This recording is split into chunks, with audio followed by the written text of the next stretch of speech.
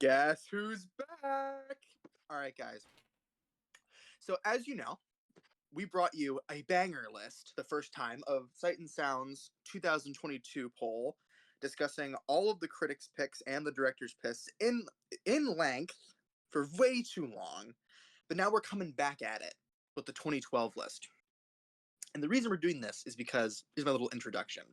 The 2012 list is much better than the 2022 list. And if you don't know, I'll just recap it. Sight and Sound, every 10 years, they bring all the critics and directors together, they sing Kumbaya, and they pick their picks for the 10 greatest films of all time, and then they make a list out of it of the 100 greatest. And as the years have gone on, this list has progressively gotten much, much worse. Because as the old heads of cinema leave and either die, retire, whatever, the new ones come in who don't know what they're really talking about. And we also get to see the difference between the critics' picks and the director's picks. And as we saw on the 2022 list, the critics' picks were much more provoked by a political agenda, while the director's picks, shockingly, because people that make films know what they're talking about, were provoked by the essence of good filmmaking. But the 2012 list is the fact that the critics are still going with a narrative of sorts. And that narrative this time, instead of being politically charged, is auteur theory. And this is going to be very evident as we go through the list and see how many of the recurring directors there are, and what films are being picked outside of their artistic prowess, but because of what name is attached to them. And honestly, if you're asking me, I prefer that to the let's pick killer of shit, because it is politically pondering and very appropriate for the time period we're in. Because at least when you're going with auteur theory, you're bound to get these hidden gems, or these already critically acclaimed films that have stood the test of time because of the forces that are making them. And while the director's list is more or less the kind of in the same vein of these great sets, are always going to be great because people who make films know what they're talking about. And as you can see, we already have a lot of the films already in the tiers. So if you want to hear me talk way too long about all of these films, you can go check out our previous video that we'll probably just link in the description. It's about 4 hours long, and I don't shut up for a very, very long time. But I'm not going to probably re-talk about any of these. I will re-talk about a couple because my opinions have changed. But this is basically the exact same state we left it in the first time from the 2022 list. Only a couple things have really changed. I think I moved La Atlantia up to good, and I moved Shining up to good from mid. Both were in mid originally, because I just think I was being a little bit too hard on them. I think they are good. But there are a couple picks which I have left out of the list that we're about to talk about now. So now, with that introduction out of the way, let's get some recapping in. Okay, so The Searchers is my first is the first film in my little critical reappraisal here, and this is going in God tier, the very top tier. And I say this because, oh yeah, one other thing I guess the critics list is that both of these lists, a lot more westerns are on it, and because of that, just in general, I've been in a very western heavy mood over these past couple months. And I rewatched The Searchers because of that. Out of my little Western binge I was going on, I was checking a bunch of John Ford films, and a couple of the Howard Hawks westerns and things like that. And you realize and I brought this up last time with The Searchers, and it's the fact that it maybe people really don't get it, and it's not racist in itself. It's critiquing racism, but it's not even just that. It really is just the perfect movie on all fronts, and really encapsulates the entirety of what what westerns are about. Really, it is the gold standard for westerns and just raw narrative and visual storytelling. It is obviously, in terms of its colors, it is magnificent to look at. In terms of its visuals, it has the greatest last shot of all time, but it really encapsulates the most fascinating part about westerns, which is the idea of these lawless individuals in a land bound by law, or not, and the way these two things kind of intersect, or how they they divide. Because by the end of the film, spoiler alert for fucking Searchers, if you haven't seen it since it's like came out 60 years ago, but like the last shot when John Wayne walks away from the doorway, that's a visual message by the director telling us that he cannot incorporate himself within society. And if you've seen anything out of John Ford's filmography, it is just the perfect encapsulation of that main point he makes. Like in Stagecoach with John Wayne and the female character who were so outside of the boundaries of civilization that they had to exist outside of the law because their love for each other could only exist outside of society and structure.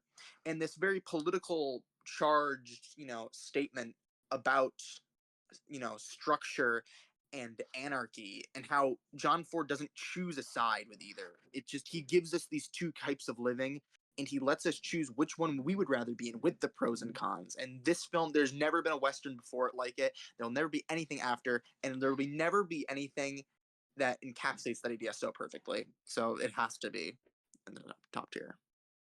Okay, this is my other one that's changed. Luis Buñuel's Verdania. This is so. First of all, I my favorite Luis Buñuel film was probably Belle de Jour for the longest time. This is probably my favorite of his now. This wasn't good last time. It's gonna go on the very top tier, just for starters. This is definitely one of the film that has really grown on me after a couple rewatches, because it it really is just one of I'm very drawn towards, I guess you could say, pessimistic filmmaking, but I'm also just drawn towards like in filmmaking in general, where this film is just evil, and you can tell that because it literally is filmed in a way where even the camera is evil. And I think I brought this up last time, where it's like it sexualizes Verdania, and even the world. It's like it reminds me of, I think like what really put this into perspective for me. What really put this into perspective for me was when I watched The Substance. If you're watching this video, you definitely have seen that, where the camera itself is this like almost omniscient, omnipotent force of pure, evil in a sense, where it objectifies the characters, and I think that like Verdania did it first. I also think it just did it much better, but I'm not saying there's anything wrong. The Substance is a bad film. I love The Substance, but in terms of that, because I'm always going to prefer, a director that uses the camera in a way that like John Ford, he's in the Searches, he was a very visceral director in terms of like what he got, the messages and statements he was making through his pure visual standpoint. But he was also very classical in his in his style. He was a great director because of his compositions. He didn't really use the camera in a very expressionistic really visual way outside of the Searchers, and I think this film definitely does that. And it's just such a perfect, visual representation. It's making this grand statement about the human condition in such a psychosexually, promiscuous way. And I think that there's just really there's been nothing else like it. And there will be nothing like it really after it. I think I said that for the Searchers too, but it's also true for this. And everything else, like the Substance, will be influenced like it until the end of time. We love Verdania. All right. Liam, where did you put Ordette? It was moved. Hold on. Oh, It got moved. next to La Dolce Vita, which is right next to Citizen Kane, because the copy of Citizen Kane. Okay, so this one's also going in God tier. This is Ordette, and I think I went in a whole spiel last time, so this wasn't good last time. And I think I was debating on putting this up into based, but I just never did.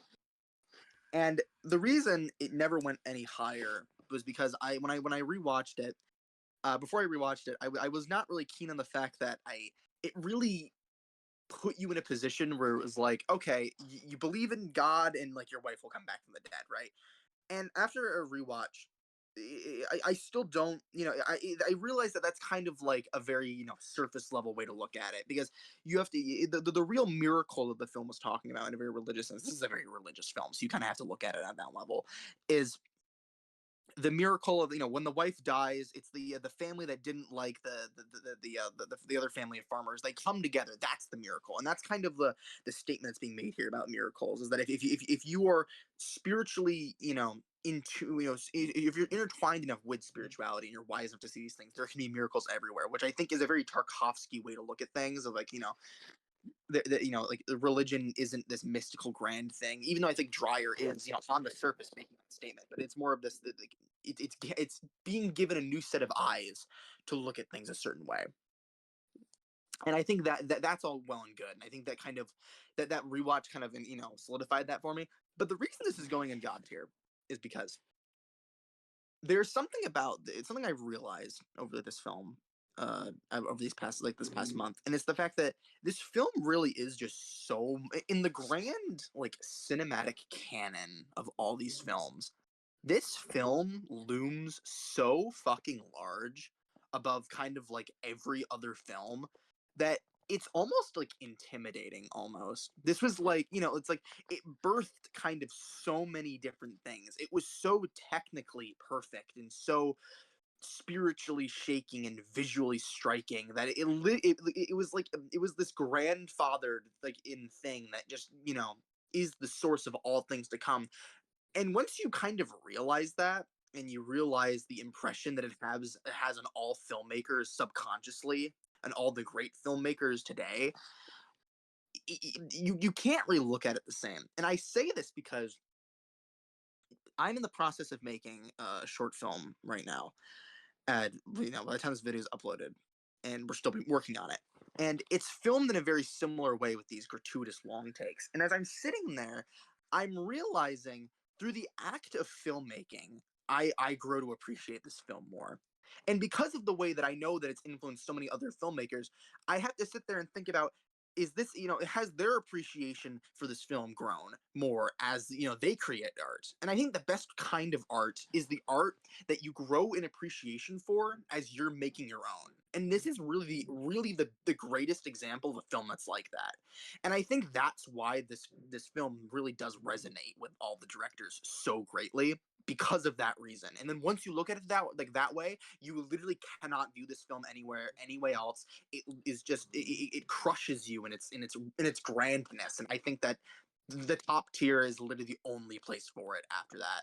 Like when I'm out on set and we're just sitting there, and I remember I was with Sophie. She's one of my actress, and we filmed the take, and it was this, very gratuitous long take, and everything was happening, but the mise en scène, has to stay consistent. Or if it's a sloppy composition, you're just going to get this horribly blocked, horribly staged long take, which is, what this film does so perfectly, and that's why it's so intimidating from a technical perspective, right?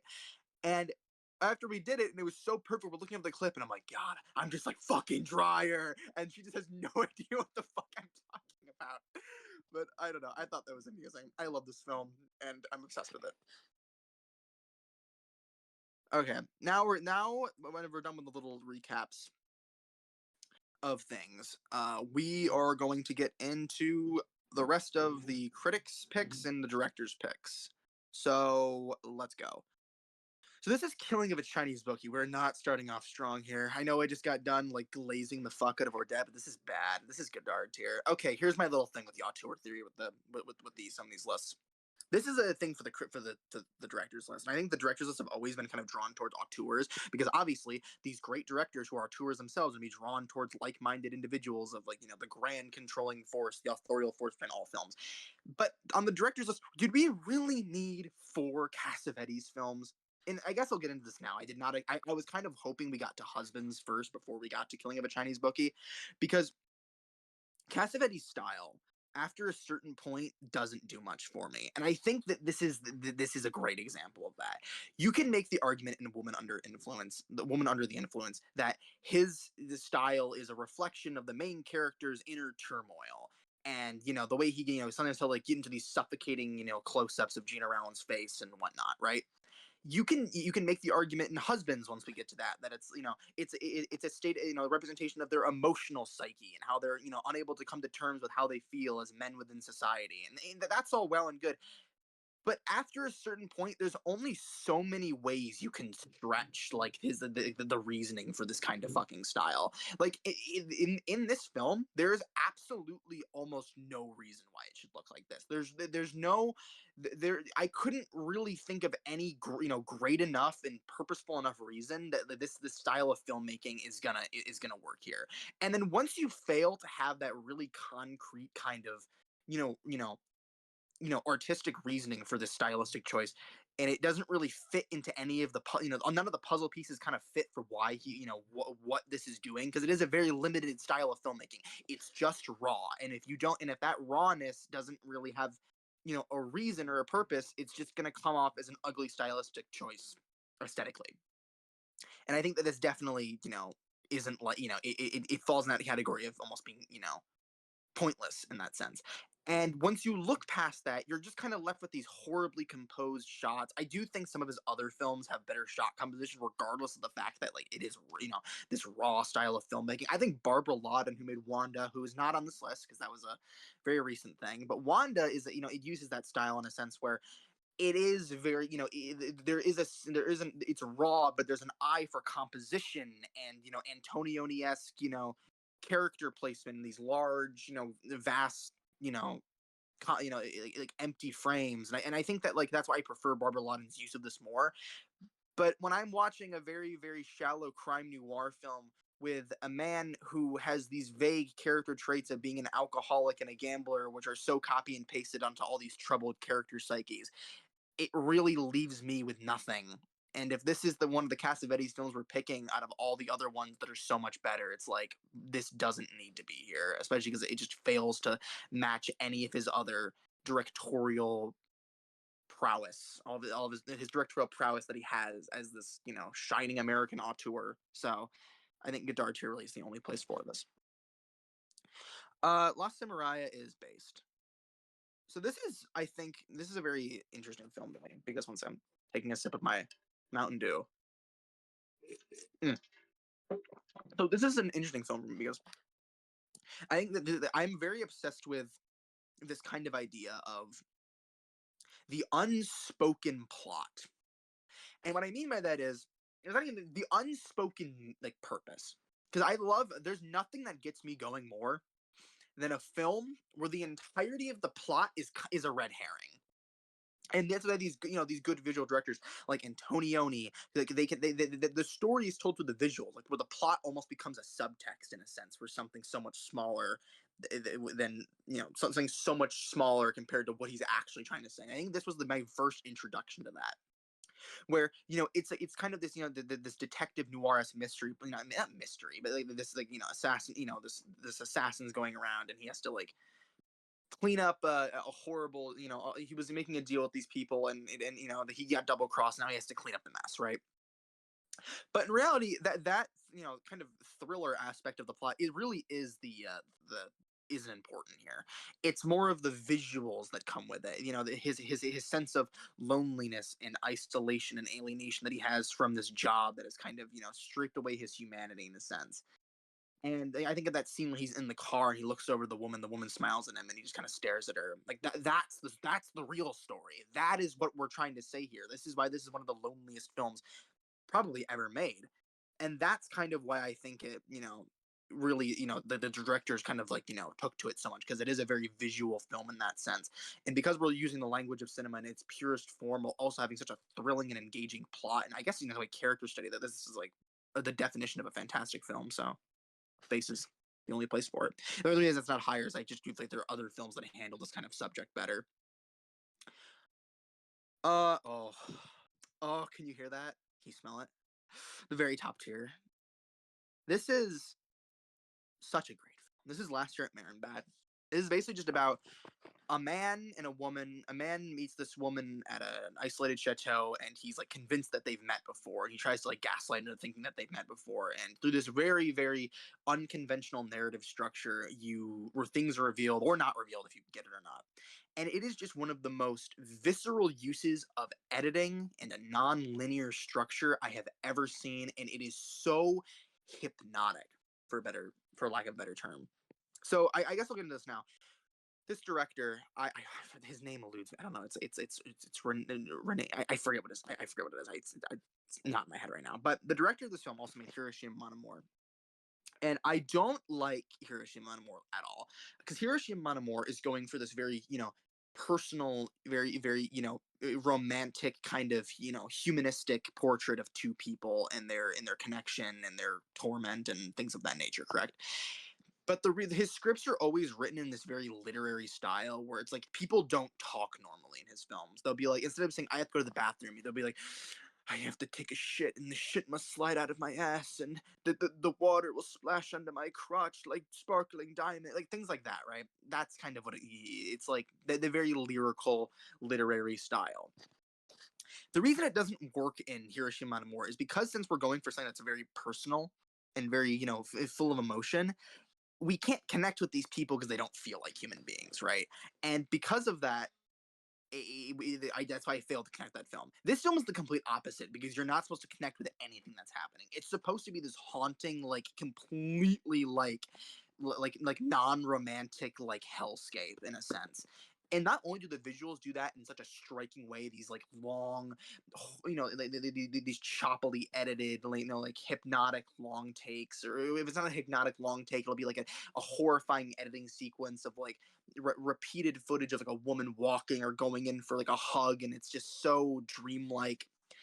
It draws you into this hellscape in that way, and the dialogue reflects that because it's so inhuman. We know nothing about these two people, and that's a good thing. This is like the one time I'm going to tell you as a screenwriter that it's a good thing to these characters almost exist as like husks, because they don't exist as human beings, right? They exist as these like these tormented like people in this horrible alienated building basically. And there really has, and you can tell the influence this has had, on everything really, in terms of its, editing style, of its visual style. And because of that, it's just one of the all-time greats. I highly recommend watching this. You'll get sucked into it immediately. It's very confusing, but there is a narrative to follow here. And maybe almost even a very feminist narrative too, about like gaslight and being gaslit and like, sexual assault and male obsession. But there's just one of the most well-directed films ever made. So I can see why it's on the director's list. I Am Cuba is based. Yes. So I own the Criterion 4K of this. I remember I pre-ordered it last year, and this is one of those films. Again, I know what's on the director's list because it's a propaganda piece, and I think it falls into that Battleship Potemkin like esque propaganda piece where it's just the most visually striking thing you've ever seen. Like what some of the most well directed, like so these visually striking long takes. The camera is just doing the fucking most in this very expressionistic, visually striking style. It's like it'll just be like jumping around on everything, and it just you get so much out of that in terms of like it literally is directorial manipulation in a sense where it's like you're trying to get a certain feeling out of your audience to make them sympathize with your cause or whatnot. The only reason it's not higher is I think it leans too heavily into maybe sometimes into its like propaganda aspects, because after a certain point it is kind of light enough and thought-provoking enough you kind of just get sucked into it as a normal film. But then when it's at certain points when it's like like all these people are running down with the Cuban flag flying in the air, it's like okay, maybe that takes me out of it a little bit. But that really is no fault of the film itself. It really is a feat of filmmaking. It basically just like these like a bunch of vignettes about like different like people within Cuba and like the torment they face at the hand of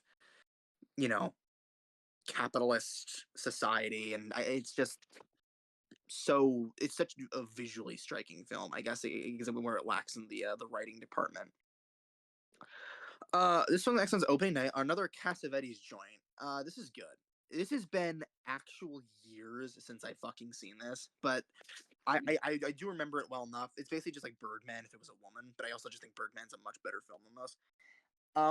I think this is one of those examples where I think Cassavetes' style works to an extent, and it's really basic, like it's a level, run of the mill, like oh mental, oh my mental state of just my destructive mental state, and look how raw it all is, and whatever bullshit reason you want to attach to it.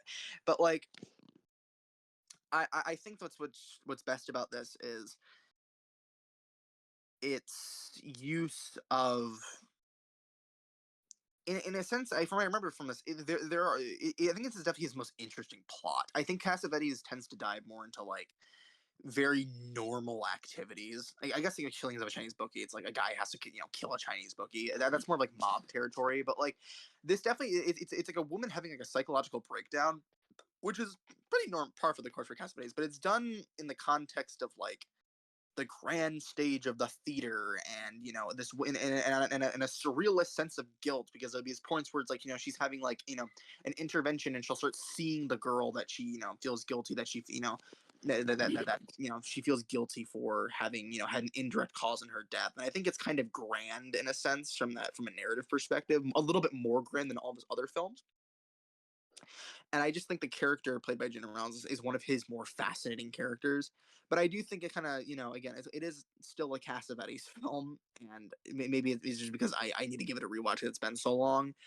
But it does follow, most of his tropes, and most of his structures. The difference between scripted dialogue and ad lib, which is all very fascinating. But we've been here, done that. This really is just carried by its kind of singular narrative and character played by Gina Rollins. Why it sticks out to me. Okay. Next one is The Deer Hunter. This one's just good. This is another one where it's like I guess I don't really know why this is here. I think this is the director. This one's on the director's list. And what I don't like about The Deer Hunter, it's a good film. It is a narratively neat film. I could compare it.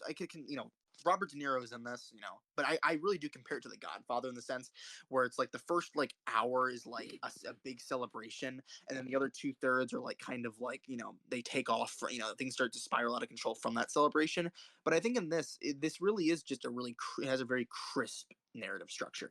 We get to see them being happy for the first hour, so then when we get to see them being miserable and their entire family falling apart and their friend group falling apart because they have to go to war and they're just completely destroyed by the horrors of war. I think that is where it shines the most, and that gut emotional feeling you get from that because it was earned, unlike something like uh I'm staring at it. Come and See, where it's like this kid who has no character traits, and we're just thrown into his life, and he basically serves as a plot device for the entire narrative.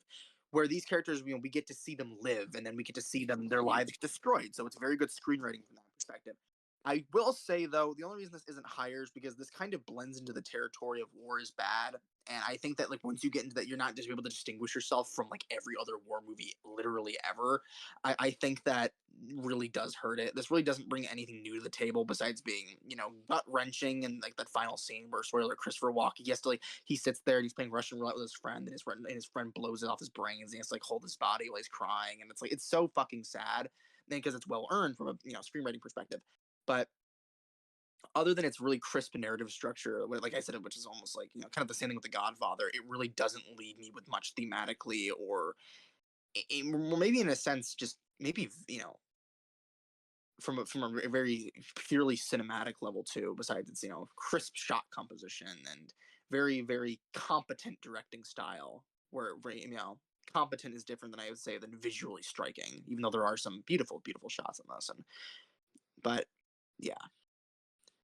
Um, this is also good. This is Charlie Chaplin's The Gold Rush. So I actually hate Charlie Chaplin, but I don't hate him. So I guess I'll just say this now.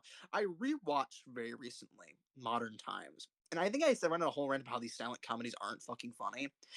Okay, the first half of Modern Times is fucking hysterical. The part where here's my big thing with Charlie Chaplin. I think that where he's a little bit more funny than Buster Keaton is because what's funny about him is his small little facial expressions. That's what the comedy is, in my opinion. Those subtle things, not when he's like slipping a banana peel and it's like, oh, this is hilarious, whatever, right?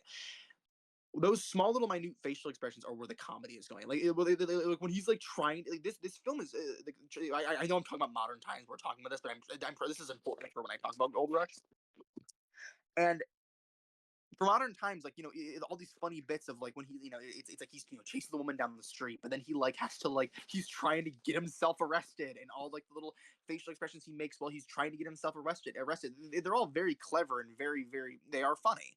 I do say that the second half of Modern Times, when I rewatched, the reason it's not higher and I didn't give it the whole section, maybe I should have given it a section for in the reevaluation, is why it's not higher. So I think the second half lacks, and I think it goes into more like humanistic, sappy love story territory. And I think and this is where it leads, where that my main point with Modern Times leads into this is really the only reason The Gold Rush is ranking highly, which is just about the tramp going to Alaska to find gold, and then he meets a woman and whatever, very standard Charlie Chaplin plot.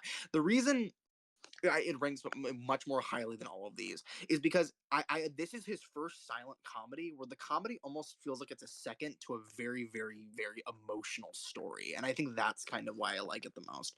Like this, there's genuinely really sad scenes, like when he goes, like when he like he meets the woman basically like they're playing a prank on him. He's like, oh, I'm gonna come to your house later, and we're gonna have dinner on New Year's Eve, and it's cross cutting between like him, he seems set up the entirety of the dinner when he's like $0 budget because he was the tramp is playing a poor character in the film, and then we see it cross cut between like him sitting there waiting to, while it's like the woman at the New Year's Eve party, and it's making this statement about the divide between the poor and the rich on a very romantic level, and their and then the wealth disparity leading to a lack of being able to see eye to eye and all these things. And I think that's interesting, but it's also just purely emotional. It's like the first time in a Charlie Chaplin novel where I felt moved by something that was happening because it was so well executed in terms of like how we see how much he cares and how much effort he put into it just for it to get slammed down. I think that's why it's humanist elements, I think, are what really shines through here. And I think obviously there's like really technically impressive bits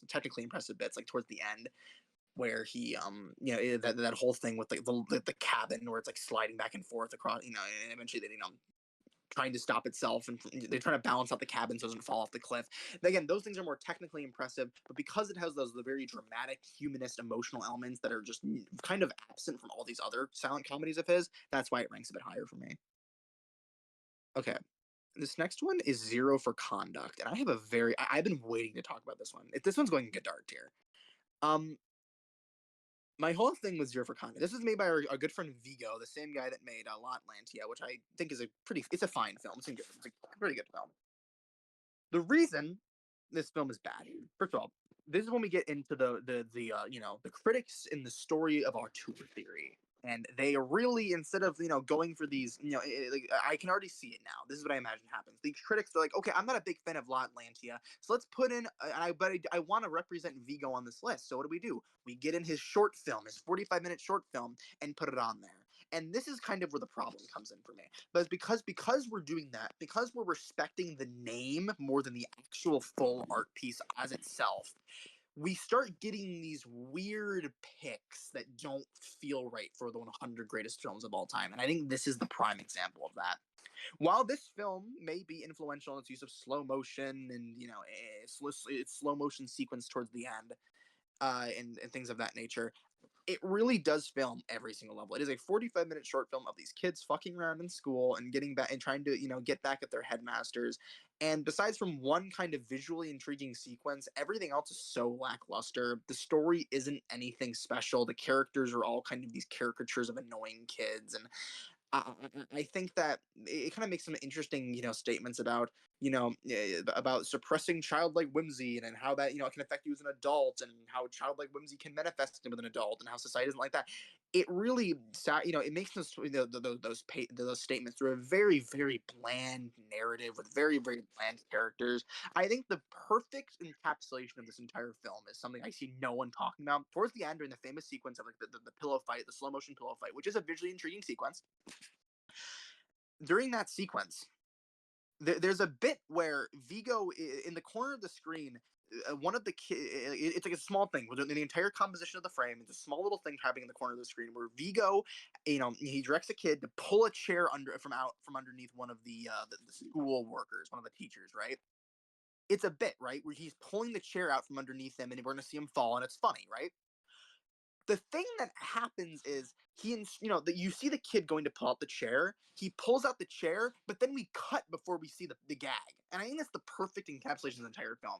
It's like this weird, like, like half-baked, unfinished, bit that is just too short for its own good, too simplistic for its own good, and very sparse in anything of relevance for its own good. And it's just this unfinished, able to finish thing, but you're so you're cinematically and like emotionally, and I guess from a viewing perspective, you're left so unsatisfied. You can't help but feel like that one little scene of like the guy where it's like, he's pulling out the chair, we don't even get to see the punchline because he fucking cut. And I feel like that's just how the film made me feel. So yeah, good art here. Okay, so this one's very fresh in my mind. I watched this literally like 2 hours ago, but this is a Clockwork Orange. This one's going in good. This falls into my category of like Kubrick films I respect more than I like. I think this film, so has is very interesting from a thematic perspective. I think that what it has to say about like the nature of crime and punishment and human nature and whether where evil resides and what evil we should be looking towards to cure and the morality of being a good person.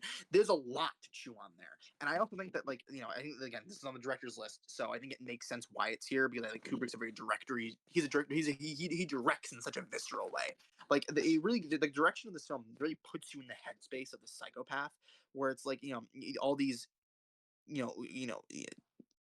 great use of editing or great use of insert shots and these very twist morally corrupt visual statements, or it's like there's a bunch of insert shots of like Christ, and you can tell since we're basically the direction of the film, it basically puts you in the headspace of the psychopath. You can tell that it's a visual representation of how he sees himself, this psychopathic martyr, and I think that's all very interesting. Though I do think he goes like, oh yeah, like there's like a sped up sex scene, which I think is very very great great use of putting us in the headspace of how he views these sexual transactions, and the visuals really do supply a great sense of character, which is always what you're supposed to do with directing. And but I also think that he kind of like gets a bit too silly with it because there's a horrible use of narration, but it's also not that horrible because he's always addressing the audience. He's like your wonderful narrator. He's like talking to you, so he really does it's going the extra mile of putting you in the headspace so that you're like being with the psychopath, right? But I also feels like a very lazy way to get off information that's not needed. It's different than something like Pickpocket, where the narration is not only serving a narrative tool, but it's also feeding us information that we would otherwise not know. This sometimes will just tell us things that we can clearly see. So instead of giving us a challenging viewing experience, it kind of like puts it on easy mode, even though this is quite a challenging film. So, and then with all those things considered, it just didn't really do much for me in that sense. But it is still a fantastic, good film. All right, so this is The Young and the Damned, or Los Olvidados, which is our other Buñuel film on this list. This is also going in good. I feel very similar You're about back. this. I feel very similar about this when comparing, like, compared to like A Clockwork Orange, where I think this is it's a film that I think is good, but I don't like it that much. I think it goes. It's a very very simplistic narrative. I think that Buñuel's direction here in certain aspects, the way he uses the surrealist elements to represent like it's basically just about all these kids in poverty, and there's this one kid that is he's a very bad apple, and and shenanigans ensue after that point.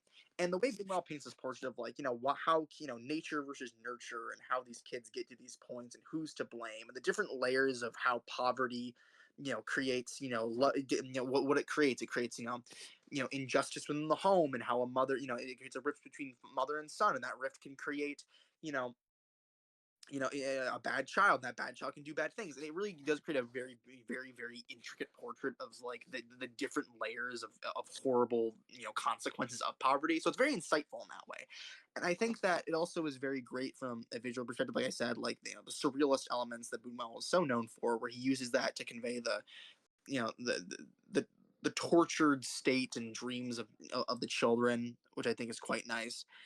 um but I really, I guess, in a very narrative sense, this didn't it kind of, while I respected it and liked it, it didn't do much for me outside of those 2 points. The surrealist elements are very far, and it's kind of like almost like Zero for Conduct, in a sense, where like the really great visual elements are kind of sparse, and then you're kind of left with the very thematic substance to chew on.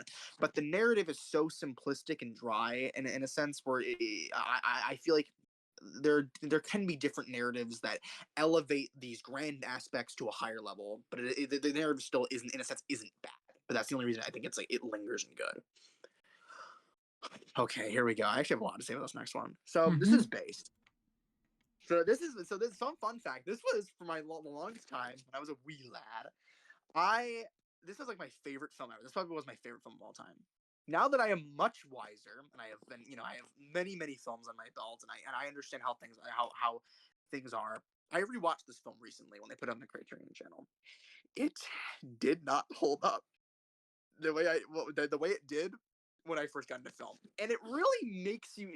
When I sat there and I thought about it, I can see why this film is so popular with film bros just getting into film, because it really provides a visual spectacle if you don't dive too deep into it. It is this very, very visually striking film about this greedy man, and it's dealing with all these very like aspects of the human condition and all of its nasty senses on a very grand epic scale. And the narrative is so intriguing, and I think that like it deals with all of these great aspects. If you've probably seen There Will Be Blood, if you're watching this, but it really does paint a great, it's a great narrative with some good visuals.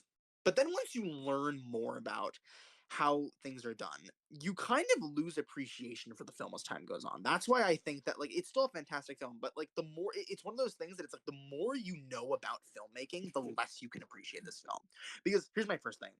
This film has nothing to say about anything. I will say it's like, oh my god, greed is bad, and religion and capitalism and religion run the world. It's saying like that's like it really.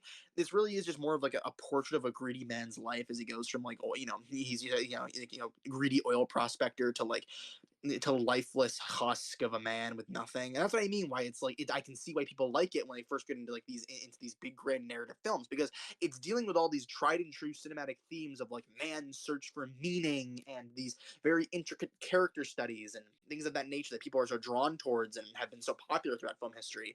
But it does it on such a surface level crash course like college course 101 kind of way that you can't really appreciate it that much when once you know more about the film world. And I also say, I think PTA has a much better directed films. I think when he was going into his more indie scene with like Punch Drunk Love, there was much more attention to like what the camera was doing and where it was. There are certain scenes in this that are really ugly outside of the cinematography, and I think people confuse what directing cinematography even is. The lighting and stuff, the visual aspects that draw you in when you don't know what you're talking about, and in your first time of your film journey, are what draw you in visually. But for me now, once I'm paying attention, like I was talking about Ordette like 20 minutes ago, and how like all the intricate like tracking shots and them, how the mise en scène stays consistent at the entirety of all these tracking shots. I can't bring myself to appreciate There Will Be Blood on those levels, because there are certain shots where APTA he falls into this very modern style of filmmaking where it's these kind of these like okay composed shots of like things where he's not going really crazy with the camera, as we know he can do. We know PTA can get really crazy with his tracking shots and all the way he uses the camera in a very expressionistic visual sense. But most of the time the camera is just placed in a random location with a sort of like haphazardly thrown together shot composition, and the cinematography tricks people into thinking it's more visually striking than it actually is. And I know it sounds like I'm fucking like shitting on this film that everyone likes so much, but like I love this film. I do think it's very technically impressive. It's very narratively crisp and engaging, though it's just not thrown together in a way that's nearly as good as some people say it is, and it has not that much to chew on repeated viewings. All right. Next one is Badlands. Okay, this is Godard tier, and this is why. One second, I'm taking. Mm. So Badlands is our only Terrence Malick film on this list. Thank fucking God. I despise this man. I hate Tree of Life. I hate this film, and here's why. This film suffers from what I like to call the let's tell the audience and not show, which is very, very fucking ironic coming from Terrence Malick, who people are like, oh my god, he's such a visual director. I was like, okay, then maybe show me something, please. Because it's like when I'm sitting there and I have these absolutely these husks of human beings that we only know about because of Sissy SpaceX narration. It's basically just about this girl that gets swept up by this guy, and they go on a crime spree, and because she loves him, she sticks around, and it causes tension, right? And but the thing is that happens is Terrence Malick, because he cannot rightfully flesh out human beings and has to create these husks through awful, ear-bleeding narration that he just spews onto the audience, like things that we can really tell are already happening. He's just telling us, and the information that would have been so great to learn on a visual level, he just tells us. And that's what for a 90-minute film, Terrence, make it 2 hours, add on the extra 30 minutes, cut the bullshit narration, and then maybe like make a very, you can make a much more cinematically potent point. But that's my main thing, right? My other thing is the fact that maybe it's because I watched this on fucking Internet Archive, but like I didn't get rid of the beautiful cinematography out of it. I also think that like again, this is one of his early works, so I think that from a directing level, besides the cinematography, it kind of like falls in that same bin of like There Will Be Blood, where it's like the cinematography is great, the directing is okay. Terrence Malick's like use of the camera is so subpar, relying on these very beautifully lit shots that the cinematographer's taking care of, that he can just sit there and kind of like ride the high off of. And when you're left with a very terrible script, a very okay sense of direction, and then like a very kind of an interesting theme. That's my other thing now, is that where it feels like the romanticization of like crime is interesting. But we're going back into the horrible screenwriting aspects of why is that theme only explored in the last 20 fucking minutes, right? It's just an abomination of a screenplay, and it's just this abomination of like of an early auteur like slowly finding their way. And if we're gonna have a Terrence Malick film on this list, just make it Tree of Life, because at least that's like, artistically grand enough, even if I don't like it. But yeah, I have nothing to say about Badlands. Very bad. It lives up to its name. Very bad. Speaking of things that are not bad, this is God tier. This is Paradoxy tier. This is Blow Up. This is about a very bored, very self-indulgent photographer and his life after he thinks that he has spotted a murder within one of his photos. And I was talking earlier about Lost Samurai, about the lonely guy and these narratives where the plot is kind of a red herring for what's actually happening. This is that film perfected to a T. This is the greatest film ever where you have no idea what it is actually about until the very end. Every single second of this film is important, which is very hard for most films, because up until the last 30 seconds, you need to contextualize every single thing you saw to realize what the film is actually about. That's why it holds up in rewatches. That's why it holds up to sharp critical analysis. It holds up on every single level till the end of your time as a film enjoyer. And it's also just like the most beautiful thing to look at. Like Antonioni's sense of shot composition, which is serving a narrative purpose here, is fantastic. The way he films the intricate scenes of him like looking at the whatchamacallit, the big blown up photos where he thinks he's finding the murderer. So it's such a cinematic marvel to behold, where it's like we're going into the photos with him. This is the opposite of something like Badlands, where the film literally tells you nothing. If this was made by Terrence Malick, he'd put gratuitous, insufferable narration over, and it would ruin everything. But this film challenges you. It forces you to sit there and reconcile with it, because you have to figure out all the little things to figure out the big picture by the end. And if you have no sense of media literacy, if you have no idea how to read films and go into it, you're going to be completely lost as what the main point is. And that's why it's like the apex of the cinematic experience. It literally is cinema itself. It literally is. I know that's like the most pretentious thing ever, but it literally is the ultimate form of a visual experience, because that is literally what it is. It is the peak visual experience with one of the most interesting characters ever put to film, with one of the most expressive visual languages ever conceived. And it is also just, you can be interpreted in so many different ways about man's sense of alienation and a sense of ennui, like all of these these great themes that Antonioni deals with. But it's also like a meta film about filmmaking and like these directors. And again, we're talking about auteur theory. This could be, the directors may be so drawn to this film because it's a kind of a film about auteurs and their relationship with art and how they make art and how it makes them feel in a very meta sense. It's like a Rear Window in that sense. You can read this film in so many fucking different ways that are so intriguing, and just the apex of a cinematic experience, and just a completely educational, mind-numbingly, mind-bending, amazing experience. There's nothing else like it. Go fucking watch it. You're either gonna like it or you're gonna hate it. And yeah, that's my 2 cents on Blow Up. Okay, so what's Liam? Sorry. The next one is Night of the Hour of the Wolf. This is just good. This is a weird. This is one of my a weird pick, honestly, for this list. I honestly don't know why. I know why it's on here. This is like the only film where Ingmar Bergman was like specifically making a horror film, and in that sense, I can see why the directors like it. This is a film on the directors list, where it's just about like this guy, and it's based off a real story too, like based off a real journal that Ingmar Bergman was given from his wife and his husband, and he turned it into this like surrealist, like expressionistic esque, like horror film.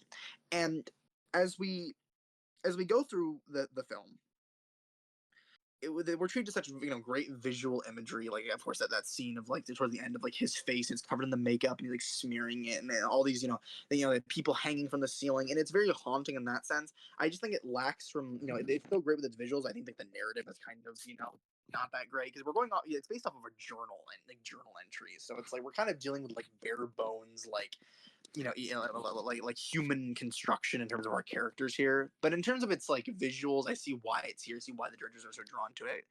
But if we're talking about like every single Ingmar Bergman film ever, like I'm sorry, The Seventh Seal, I don't think was on the directors list. I think it was on the critics, but it wasn't on directors. Like what? Why? Or like if we're gonna get really, because I'm such a contrarian. Why is Where's Winter Light, the best Ingmar Bergman film? Quote me on that. But yeah. All right, what's next? Oh, this is a lot of clips. Speaking of Antonioni, this is just good. One second, I'm taking some of my Mountain Dew. Hydrating.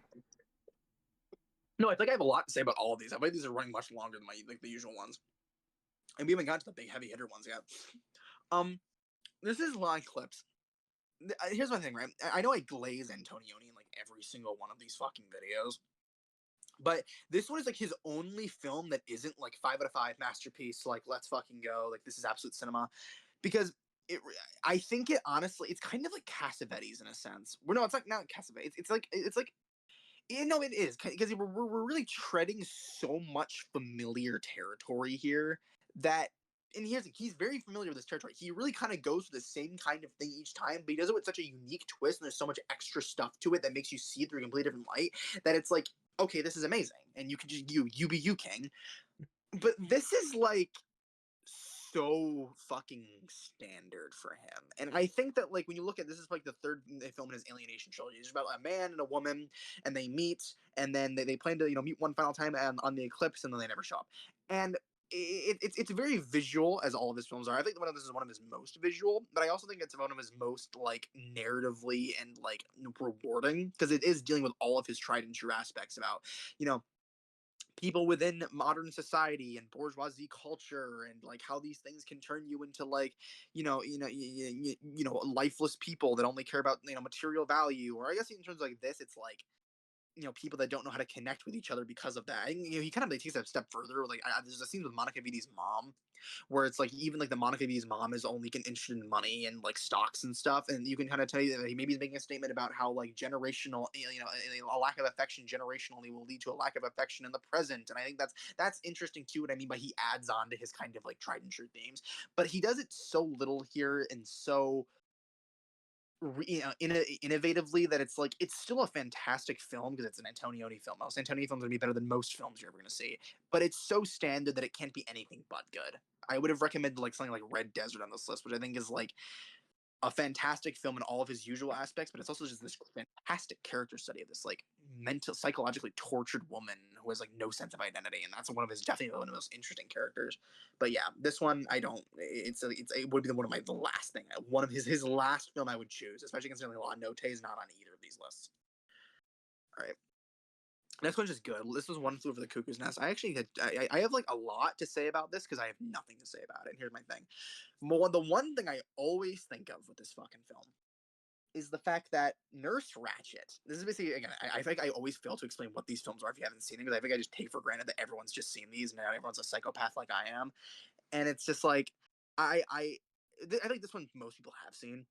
So it's like it's about a guy who like he locks him, goes to a psych ward, and then he meets all the people within the psych ward, and then he tries to get them, tries to they become friends, they try to escape. And the nurse, who was supposed to be our antagonist in this, I never understood why she gave won the Oscar for Best Actress. She gives such a fucking like tamed, mundane performance as this nurse that honestly I didn't. Maybe it's just I'm fucking like insane, but I didn't find her to be that evil. I don't know if because you've seen this, so I want to know what you have to say about it first. If you thought she was evil, because I didn't find her evil Thought at you all. gave off I thought you gave off a very passive aggressive performance.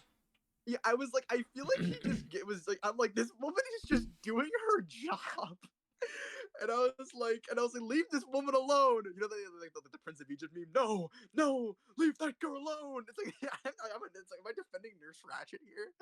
But it's like, But then again, I, she could I have been a little nicer to them. Yeah, but it's also, but also this film is just so. I think I also think from a narrative, like this really does go off the rails at so many points. Like I remember the part where they fucking escape and they go on the boat. I'm like, Mhm. am I act? Is this? I was literally telling myself, I was like, is this actually fucking happening? And I was like, there's just no fucking way this is actually happening. But it was, and it was kooky. But I think the main thing you're coming here for is the human connection element of it all between these characters. Like I literally, there's certain parts where I literally cried during this. And it was just, it really is, that's the main selling point here, is the connection you have with this. I think, and I was like, for a very mundane kind of okay narrative structure and a very very kind of shallow characters, the actual brotherhood aspect is the main draw here. So it's pretty good. Not the Milos Forman film I would have picked. I would have picked like Amadeus or something, but yeah, it's still good. Good, the Bad, and the Ugly is mid. I recently watched this like 3 days ago, and here's what I have to say about it. Okay, here's the go. Surgery. I actually thought I'd like this so much more in a rewatch because like I said, I was my Western. I'm in my Western era, but like I love Once Upon a Time in the West. This film did absolutely nothing for me. First of all, I think it's dealing with like all the most basic parts of a western, where it's like greed, the good guy, the bad guy, even though they're all kind of bad. But it's like why is one of them? It's like the good, the bad, and like, you start me. Yeah. Okay, sorry, I thought I hit something. But it's like, why? There's my first little thing, right? Why the fuck? Okay, he's the ugly, right? But he's just as bad as the bad. And if the bad is also bad and he's bad, why isn't he the ugly? And why isn't he bad? And the good is not that good. And I think that's the point. They're all kind of bad, but it's like, but why is he the good then? And it's like, so it's like, that would be my little rant with the title. But again, I think this falls into like kind of an interesting narrative structure. I think that like the narrative here, where it's like all these different these three different people and how their stories like slowly intertwine, is nice.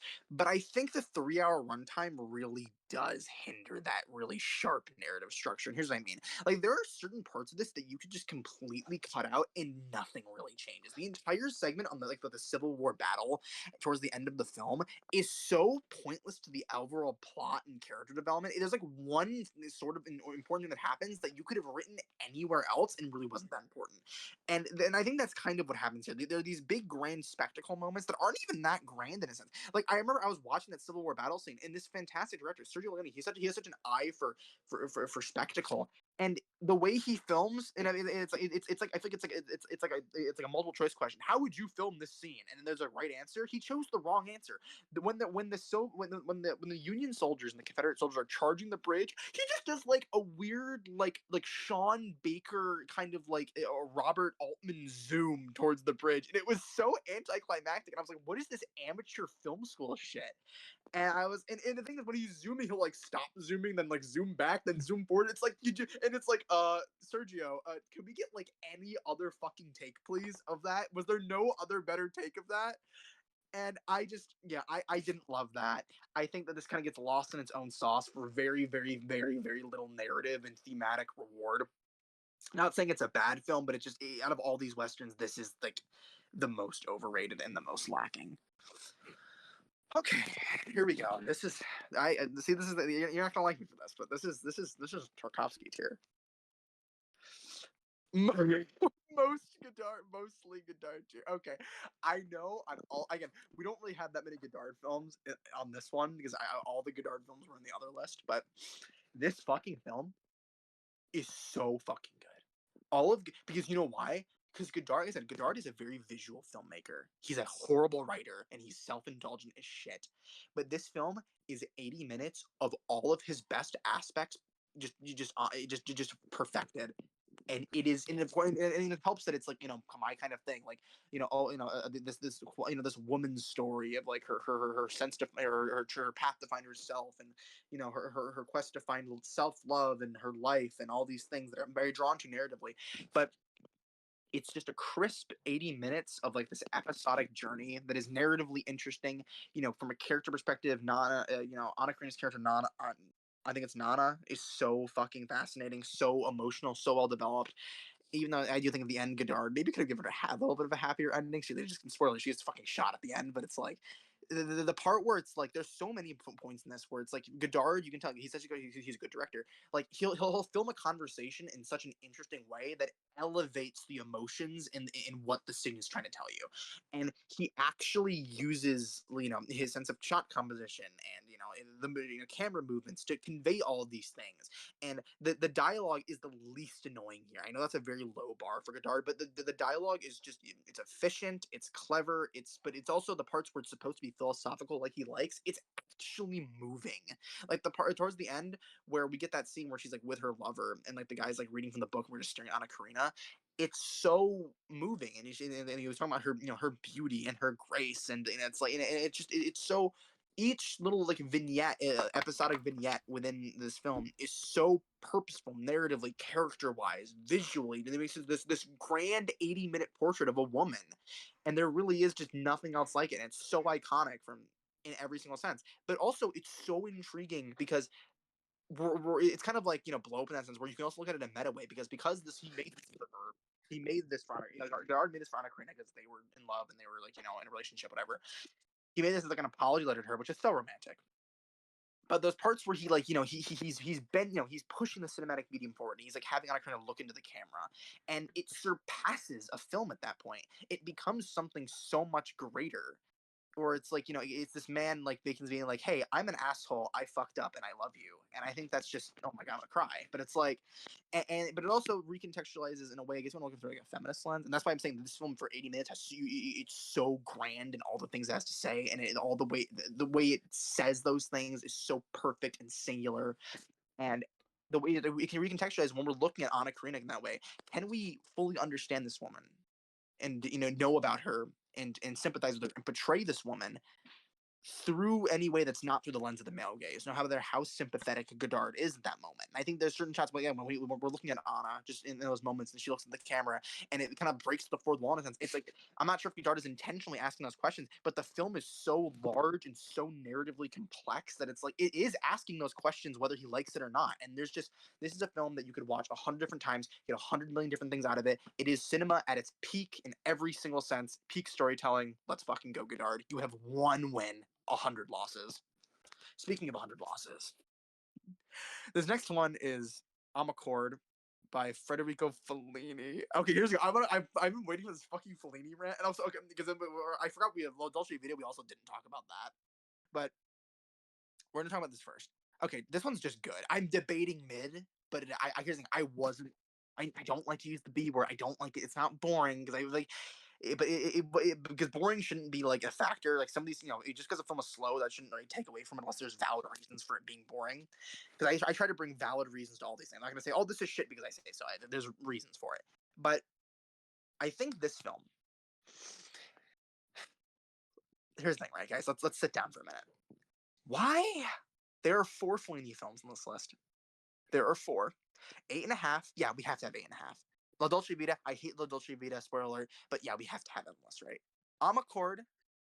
We didn't have to have it, but it's here. And then we also have La Strada, which we didn't really have to have, but it's here. Why? Out of the 4 Fellini films we picked, we didn't pick the one that I liked. And it was the one really good one that is like almost perfect, and it is a capsulation of all of his bullshit, but it's actually done in such a fucking sympathetic, emotional way. Amarcord is kind of pointless. And here's the thing, I don't like. I was talking about Godard's like the meta lens. You can read it through because he made the film for Anna Karina as like apology letter, and how much and I think that's interesting, right? But you shouldn't force your audience to do homework on the director's life story to figure out why this is important. It's kind of like Marvel movies where it's like I shouldn't be forced to watch 7 miniseries in order to understand why Vision's ball sack is slightly larger in Avengers 7, right? That shouldn't be a thing, right? This kind of falls into that. And the reason, I forgive it in My Life to Live, the Godard film, is because it's a subset of a much larger point. You don't need to know that stuff to get anything out of it. You get something out of the film. This, I feel like you have to understand that Fellini is making like a memoir about his life in this sense, because this is like a really pointless film. I actually put it in mid. here's the why. Because the more I'm talking about it, this film, I don't like it. Even though I do think it's a well-made film. This film is mid because it takes all the self-indulgent aspects of Fellini, and if you aren't one of those who know of why he's making this is just a pointless, masturbatory, like self-indulgent, like misogynistic mess. It basically is just like a story of like little the small town in Italy of these kids, and then they're talking about the day-to-day lives and the different things that he remembers through his childhood there.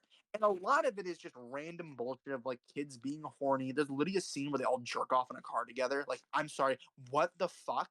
But like, it's his first film in color, so I think maybe that's why it's kind of on here.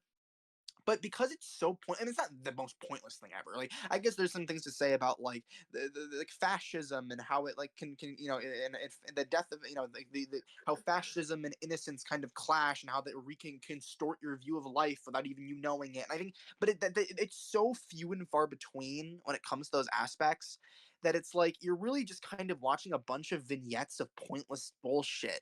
That while it is entertaining, it still is all of Fellini's worst traits that are handled in all of his other films kind of better. So while you aren't going to be bored, you're going to be sitting there thinking, hmm, that sure was the movie ever. Kind of like Conclave, the movie ever. So yeah, I think Mid's the perfect place for it. Speaking of Mid, well, Dolce Vita is also Mid. I think this is kind of falls in the same thing, right? Where I think I rewatched this. I talked about this film in the last list, and I rewatched it. This film is so self-indulgent. And I know you guys see Fellini, he's a self-indulgent guy. But at least with this, it's trying to make a point in its 3 hours, right? But the problem is that it loses so much of its point in the self-indulgent bullshit. Like there'll be scenes where he's sitting there and he's talking, Mr. Eight and a Half. I don't fucking remember what his name is. I just call him that because it's literally all he is in my head. But it's like Mr. Eight and a Half is talking to people, and they'll be talking about like the context of like what it means to live a good life and purpose and things like that. But it's so underdeveloped because Fellini gets lost in his own sauce. That's my main point that I think I failed to make in the last video. The self-indulgent aspects of La Dolce Vita literally kill the overall point he's trying to make. That's why you can't. I can't feel anything by the end of this. I refuse to come toward some sort of like spiritual shakening moment towards the end when he walks off into the distance, because him as a character is underdeveloped. His goals are underdeveloped. Like I said, he's a writer, but we see him write once. What he wants is underdeveloped. Who he is underdeveloped. The themes are underdeveloped. The world is developed in a way that is just so full of life and noise and sound and fury, but it's all so pointless. And that's my main problem with it. It just gets so lost in the sauce. And I think that if you just fucking took out the sauce and maybe put in some vegetables and some meat, maybe we'd have something here, because I was watching it and I was realizing this has the same fucking structure as Andrei Rublev, and Andrei Rublev is so much better than this, because during the episodic format, things are happening of substance, of character and narrative and themes and purpose and visual intrigue. And it's like, not saying this isn't a visually striking movie, like obviously it is. It's like Fellini is a good director, but I think he's not a great writer. It's kind of like Godard in that sense. But yeah, I have nothing more to say about this. I never want to watch La Dolce Vita again. I fucking hate it. I despise it. Goodbye. Let's talk about a good movie now. Colonel Blimp is the best movie ever made. Okay. So Colonel Blimp, I finally get to talk about Colonel Blimp. One second, I gotta take my. Wait one sec. Mm. Colonel Blimp is the best Powell and Pressburger movie. It is one of the greatest epics of all time. It is one of the greatest character studies of all time. It is one of the most narratively interesting films the entire time, because you start out, it's basically just like, the life and death of Colonel Blimp. Even though his name is General Calvin Candy, he's not even a Colonel Blimp. Who the fuck is Colonel Blimp? That's my one thing, is like, why the fuck is it named that? But it really doesn't even matter. And it is such a grand exploration of so many different things. First of all, it's narratively interesting. You start off at the end, which is kind of like very basic, kind of like All About Eve. It's like, oh, you start at the end, but then you get to the end, and you figure out how you got to that point through the rest of the film. But it's done in such a way where it's like you can't know certain things that are happening in the beginning until you watch the full thing. Again, the film does not hold your hand. And now, of course, it's a Powell Burger film. It's going to be visually striking. I wouldn't say it's nearly as visually striking as some of his other films. It really doesn't matter here because you're getting so much intricate narrative and character substance. And you realize that this film, through its structure and through the way it develops this one guy, it is just one of the, because it just moves you to your core, about a man who refuses to change, who can't change, and and the people in his life that he was with. It's such a grand, humanist, relatable, amazingly put together film that anyone could watch it and be moved by it. Like I've shown this to people and they've liked it. Like and so it's like, and I've seen it twice now and it's fucking fantastic. It's so sharply written. There's so many well constructed jokes in here. It strikes such a great line between comedy and drama. And at the end, literally, I shed a tear. Like literally, just thinking about it when he's like, "Oh, I'm gonna cry thinking about it. I'm gonna cry thinking about the end of Colonel fucking Blimp. I'm gonna." And I think that like when he's like looking off into the lake and he's like remembering one of his dead wives and he remembers like he's like promise me you'll never change and he's like here's the lake and I still have not changed and then he's talking to his friend and again this is again one of the greatest I say it's a very relatable film and a very humanist film because it's also one of the greatest depictions of male friendship ever and it's also just like one of the greatest depictions of romantic love ever and man's search for meaning and purpose it's such a universal film but in that moment he looks at him and he goes because he's realized that he's an old man now and he can't keep fighting and his mind was made for an older time and his friend looks at him and he goes yes these will be good young boys but they'll never be half the old man that you are. I literally I like oh I was like don't cry don't cry don't cry don't cry I literally oh my god this film is just an emotional roller coaster of of perfection narratively visually directorially. There's nothing about it that isn't perfect. And it's also like My Life to Live in that sense, where it's like it's also can take on so many different meanings. You can take it as like a grand character study of all these very important human condition esque kind of themes. Not the human condition film, but like things are just part of human nature. But like or you can take it as a grand political allegory, like you can for most Powell and Pressburger films, of like the story of Great Britain and Great Britain's inability to be to change with the modern time and how it's so stuck in its pride and its sense of self and how it'll never change and it's just and how this guy they saw everything as a game because he saw everything as a game in the film. It's like there's a great montage of that's supposed to that's used to show the progression of time where he's like all the animals he's hunted because he sees war as a game. He sees all these different things as a game, and he only realizes that maybe it wasn't, but he's never going to change. So it's a grand political allegory. It's a grand personal tale, but it's so many different things done so well. It's just one of those things that's like you just have to just watch it to understand it, and I just think that everyone should watch this film. One of my favorite films ever made, easily in my top 10. Cannot do it justice. Literally can't. I was just rambling about how much I loved it. Okay, this one's good. This is the Gospel according to St. Matthew. And I think so. This film is literally so. This is our other Pasolini film on this list. Solo is on here. We talked about it last time. It's fucking Solo's fucking awful. We'll get into that, at some other point. But I well, you can just watch the other video and you'll see what I have to say about Solo. But this is I think Pasolini. I've seen a couple of his films now. This is definitely my second favorite of his. I think that what's so interesting about it is the fact that it literally just is it's like the most accurate depiction of the gospel according to St. Matthew, the book itself, because it's just every single thing that happens on there just shown very bluntly in front of the camera.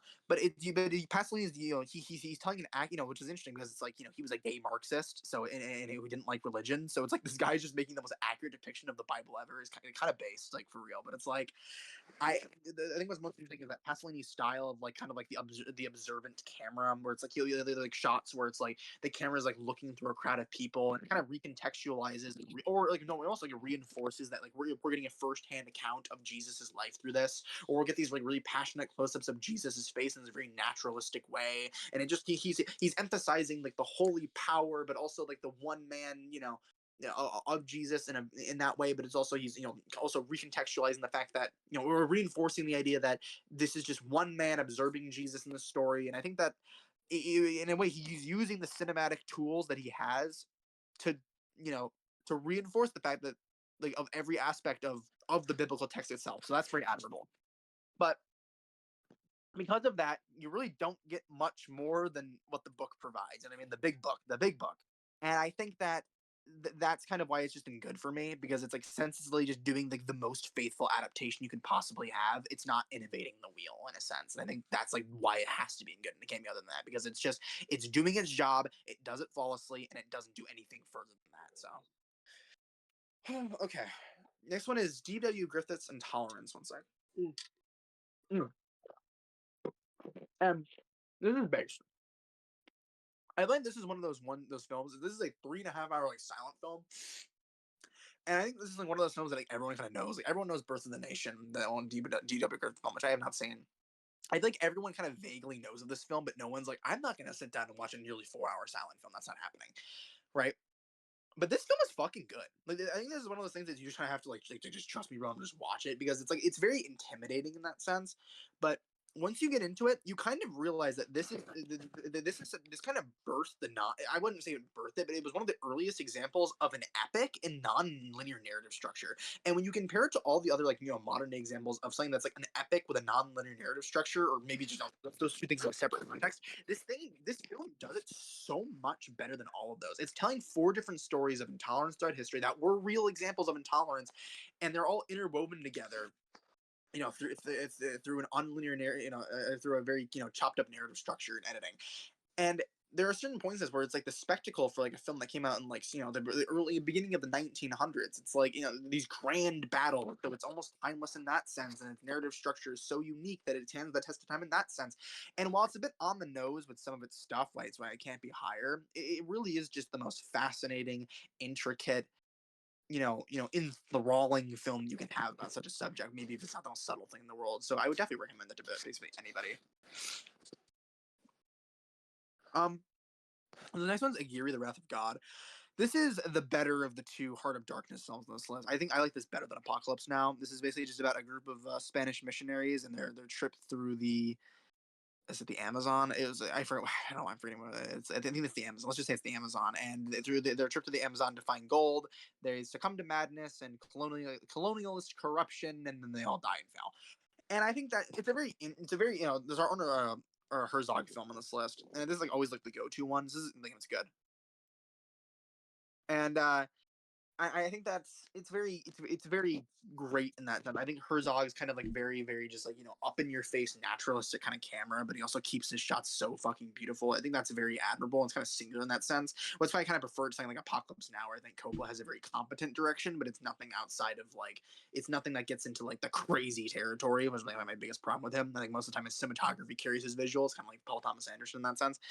And I I like that. I think the fact that this is based on like or again it's based on from a journal of like an event that really happened. So it kind of like treads the line or it kind of recontextualizes the whole thing when you're watching it because it almost kind of feels like a journal entry, and it's just this raw depiction of all these very tried and true, very neat kind of like man's corruption and man's greed and man's and evil and things like that. And while it doesn't bend the wheel in any of those cases, it just does it in such an intriguing, naturalistic way. And I think that it just ends up being the superior film compared to Apocalypse Now, which is kind of in meanders and relies heavily on narration and is kind of more than it thinks it is.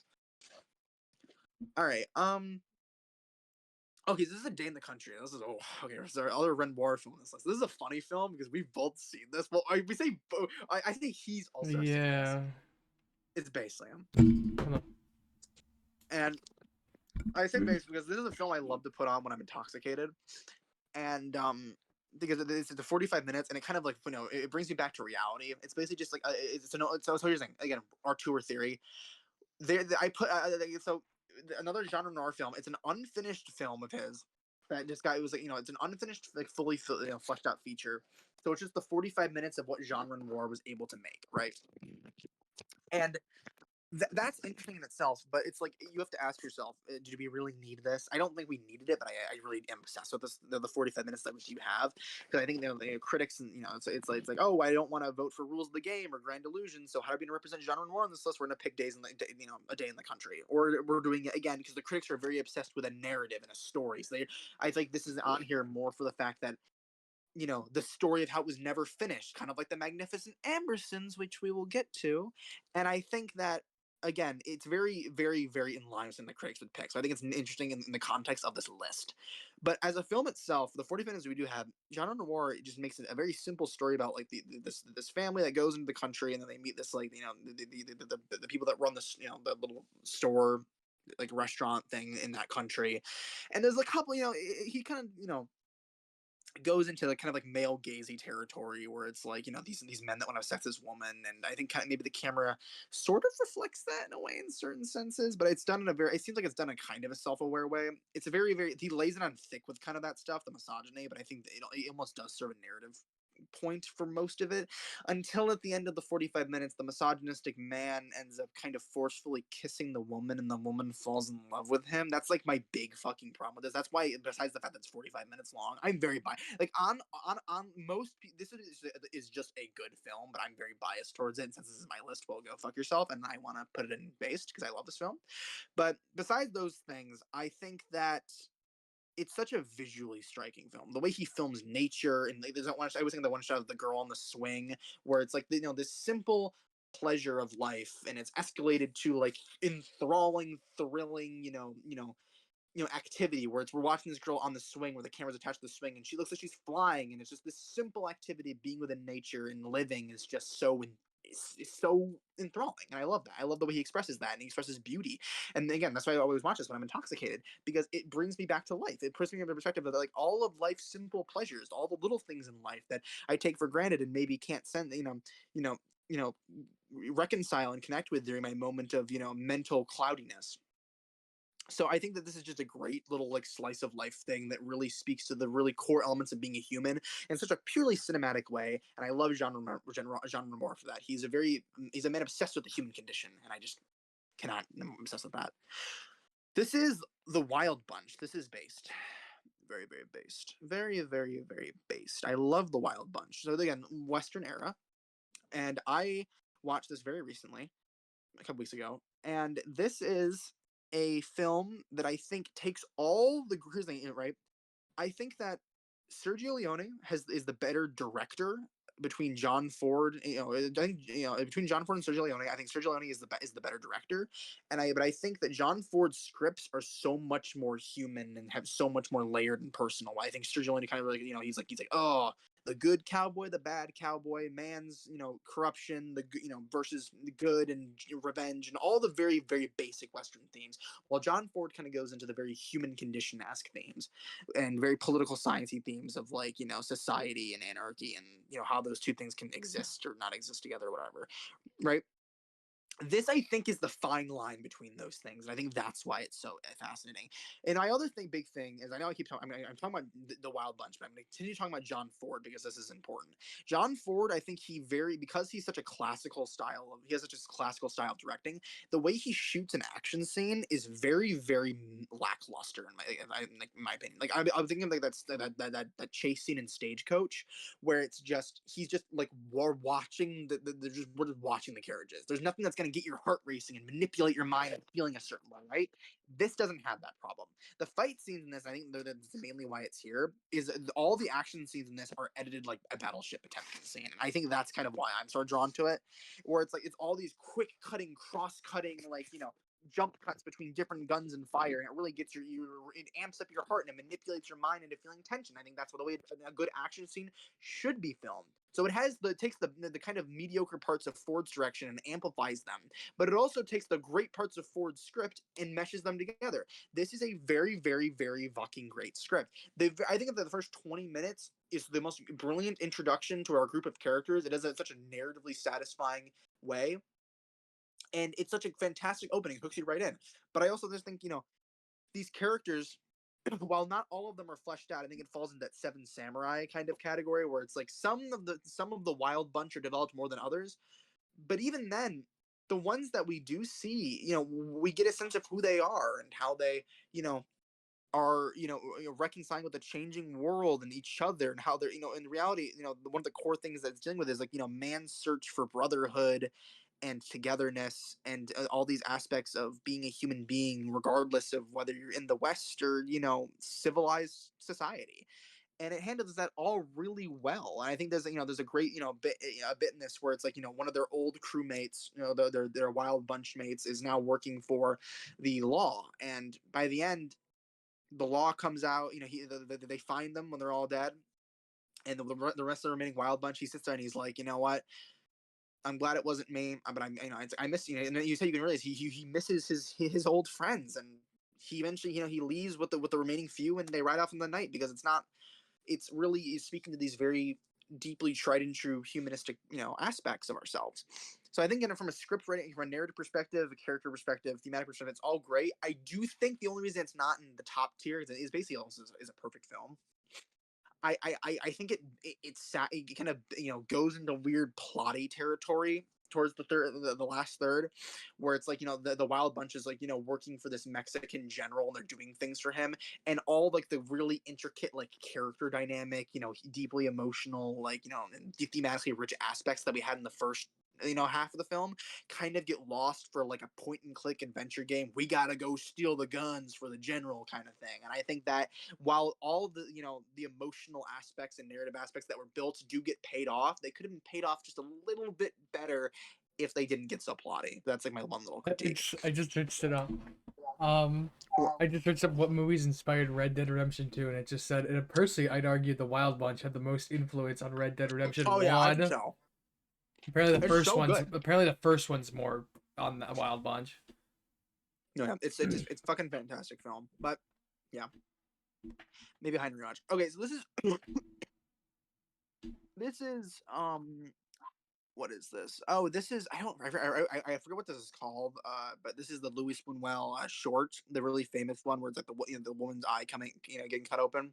It's like a 15-minute surrealist short about this man and this woman. They purposely made it so it was just like the most incomprehensible thing ever. But you can kind of pick a narrative out of it. It's mid, because first of all, it's 15 minutes. It doesn't really have much of a narrative. It's more because it's a 15-minute exercise in filmmaking, which is not my favorite thing in the world. I want a full length feature that kind of uses the aspects of filmmaking and elevate a story, not just be an exercise in it. So it's 15 minutes of very influential filmmaking, but nothing else. The narrative you can kind of track. It's like a man and a woman's persistent love for each other throughout, weird surrealist turmoil and obstacles, right? But it's not much more than that. And because of that, it's just you're kind of left with something that's like, oh, it's like, I think someone like referred to this kind of I think as like cinematic bird watching, where you're like just watching the thing happen, being, oh, this was influential, but there's not much more than that to take away from it. So yeah, extra 15-minute exercise in filmmaking. That's it. Okay, this is our first entry in the what I call the those who know. This is mid. This is Greed. So this is the Eric von Stroheim's, like, masterpiece that we never got to saw, that none of us ever saw, because the 9 hour version was lost to time. And because of that, we now have a 2 hour version and a 4 hour version. The 4 hour version being comprised half the film runtime is composed of still shots and text, which I don't love. So I watched the 2 hour version. The 2 hour version is a very, very, very, I could tell it was very run down from the 9 hour version I'm never going to see. So I'm judging the 2 hour version. Keep this in mind. And again, I know why this is only in the critics list. And again, the critics are picking this for its story, not the story of the story within the film, but the story the film tells outside of it. The story of this grand masterpiece that was lost to time. And we're going to talk about another film like that, which is coincidentally right after this one, that I have a lot to say about. And because of that's really why it's here. Because the film itself, the 2 hour version, which I'm judging, is very basic. It literally is it's a very, very run of the mill, very blunt force, like, mankind's greed story. Like, this guy becomes a dentist, and his wife wins the lottery, and his wife becomes corrupt and greedy, and that leads to conflict. And then he has to go away, and then he ends up killing another guy that was like involved in it was like, it used to be like his cousin, the woman's cousin that he married, and because he gets jealous that he didn't have the money, and then they go, oh, greed destroys all. That's it. That's literally it. That's it for 2 hours. It's very, it lays it on so fucking thick, and it's very incomplete, lost to time kind of thing. In heaven, I'll ask God for the 9 hour version. I'll judge that on this list, and it's like ranking the greatest films of all time from heaven. God cameo. Like, I can do that, but it's like, for now, I can't. So it's mid. Yep. There's a great quote at the beginning of this though that I really like about it. I forget what it's from. I have it saved in my phone because I liked it so much. I'll read it for you.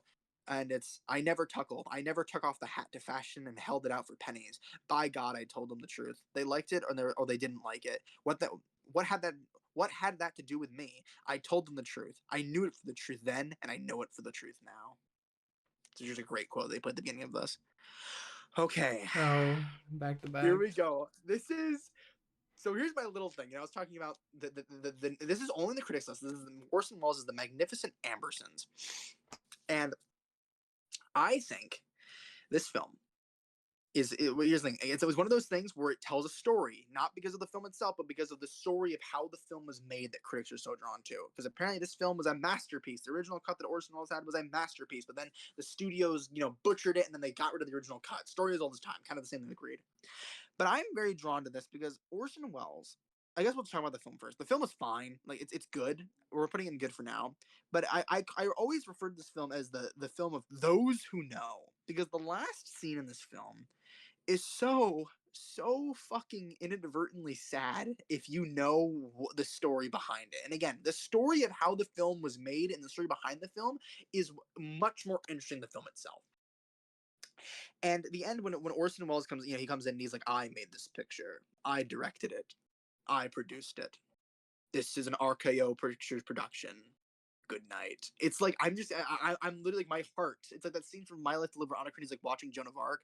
Like there's like tears in my eyes because it's like if you read into it, it's like Orson Welles is like he was such a narcissistic like boy genius, and I think that like the fact that like to the last day he died, like he said this was the worst thing that ever happened to him was losing this film. Like he lost his parents at an early age, all of his failed interpersonal relationships, but this was the worst thing that ever happened to him was losing this. And I think that once you realize that and you kind of know the person he is, you can't really watch the film in any other way without just like for me there's something about that really does strike a chord with me so fucking personally. I don't know why I'm actually to cry talking about it. And it's like, I remember when I went when I was with my friends and we were all kind of little. I was living intoxicated. And we're sitting in their car and I'm like, I'll never be able to watch the original version of the Magnificent Ambersons. Do you know what that's like for me? And I was saying that they're Lucas, what the fuck are you talking about?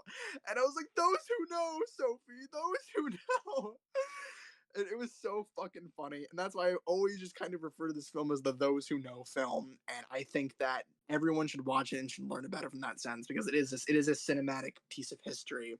But the film itself is okay. The film itself is you can tell that it's like scattered fragments of genius and all of that stuff. But it is kind of you can tell it's an unfinished product. But again, the story itself behind it is so much more fascinating, and that's why I feel like it almost we have to remember it for that in that sense. All right. Oh, this one next one's Children of Paradise. This one's going in the very, very, very top tier. This is a great example of what I was talking about. So this is basically just like about a story about a woman and her four lovers, and basically by the end of you end up in the four men that loved her and their inner dynamics and what happens at the end and who she ends up falling for. And it's very simple in that way, but it's so grand. And here's why.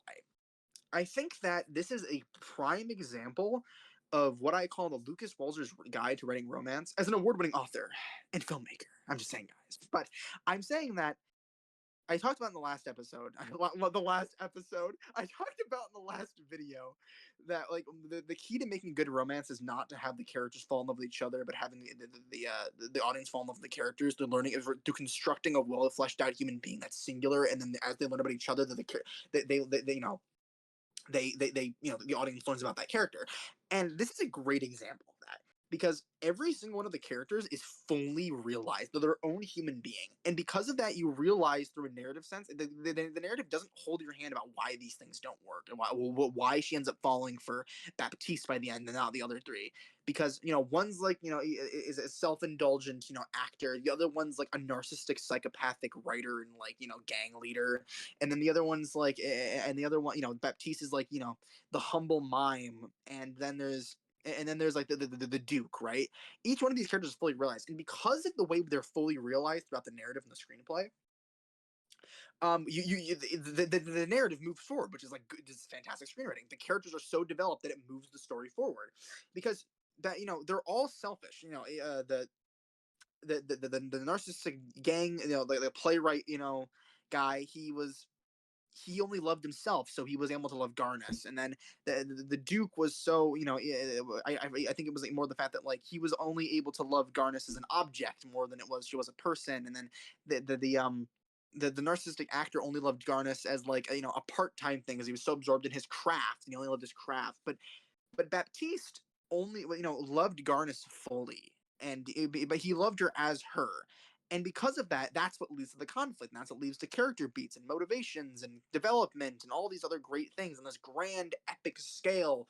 And it's, this grand epic French melodrama that's, projected as this almost heaven-like ethereal event that's happening, which is such a great visual way to represent love. It's such a very complicated way to represent love, and it's just so narratively and grand for something that's so universal like love. And I think that's what this is, like one of those the best films about love. And I think in that sense, because it contextualizes it in a way of the grand romance and all of these people that live within a world, and in reality that, it's like, the paradise and pain of love, and how all those things are so great because love is so great. And I think that it just has so much to say on that front, and it has a fantastic quote at the end. I love the quote.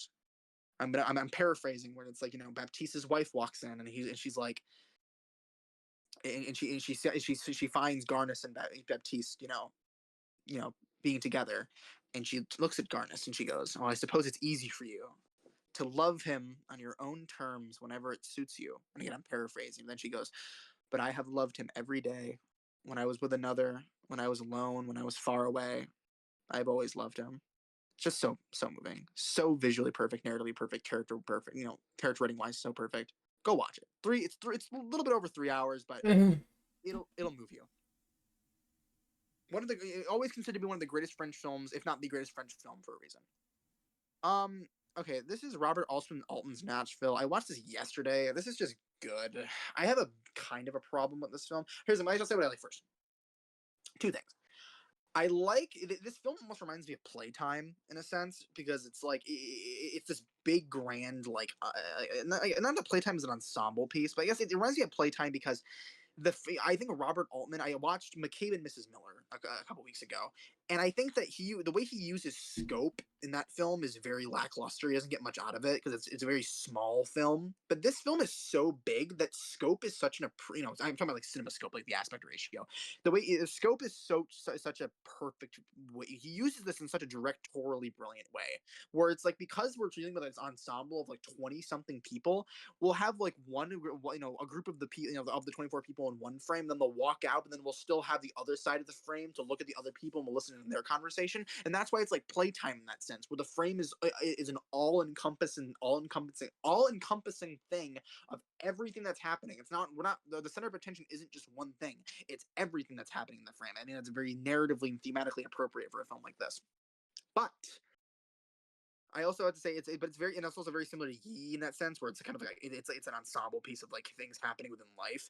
But where I think it's worse than Yi, and why it doesn't nearly reach the heights of Yi, is because I think I think all of the character interactions, while they're intermingled, and I think it makes this great, the statement about the personal being political, and I think it does that great from a screenwriting perspective. I think that a lot of it, I think my review for this film was, you could cut every single. There's a lot of segments where it's just people singing, and you could cut out all of those, and this one would be 45 minutes long. This is a 3 hour film.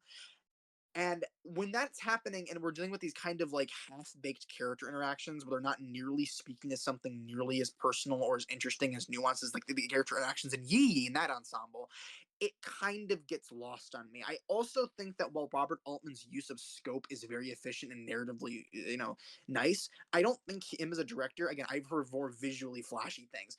He almost falls into that like Sean Baker kind of like formula, where it's like the slow zoom in on this thing that's happening, then the slow zoom out. That's kind of like his one bit that he reuses over and over and over again from a directorial standpoint, and I don't love that. But there really isn't any. This really is just a solid film. I think it is. It's a good time. It leaves me a bit like a lot to be desired in some aspects. I think that films are kind of like this that handle it better. Oh boy, listen, I'm rubbing my hands together like an evil villain as we're talking about this next film. You already knew. You already knew. Okay, so this is like my one of my new obsessions, is that this is genre noir's grand illusion. This is, I kid you not, guys. There's like one film. Actually, there's so many bangers we've been talking about, but like this is like this film. Oh my god, guys, that's so good. It's so good. It's so good. It's not even funny how it is. Again, I every single time I'm intoxicated. I say this a lot. I think I've said this the third time I've said this. what this is the film I always quote, and everyone is so sick of me Hmm. of hearing me quote it. They're like, no, he's gonna talk about Grand Illusion again, and I look at them and I go, if I look back, I fear may never leave, and I guess that's the quote from the film. And this film, again, I think John Moore deals with the human condition in such a brilliant way. This is his best example of it. This film speaks to the human condition in such a brilliant way. And firstly, it is the greatest war film that doesn't depict war. So it's interesting from that perspective alone. And it deals with this vast ensemble of characters basically, and like they're in these these prisoners of war in this in this the prisoner of war camp for colonels, and their interpersonal relationships with the opposing the allied powers, and the opposing powers and things like that, like Frenchmen, American men, and the German men that have them hostage, and how they all connect, because he's making this grand statement, the grand illusion of war that separates us, when in reality we all just are searching for brotherhood.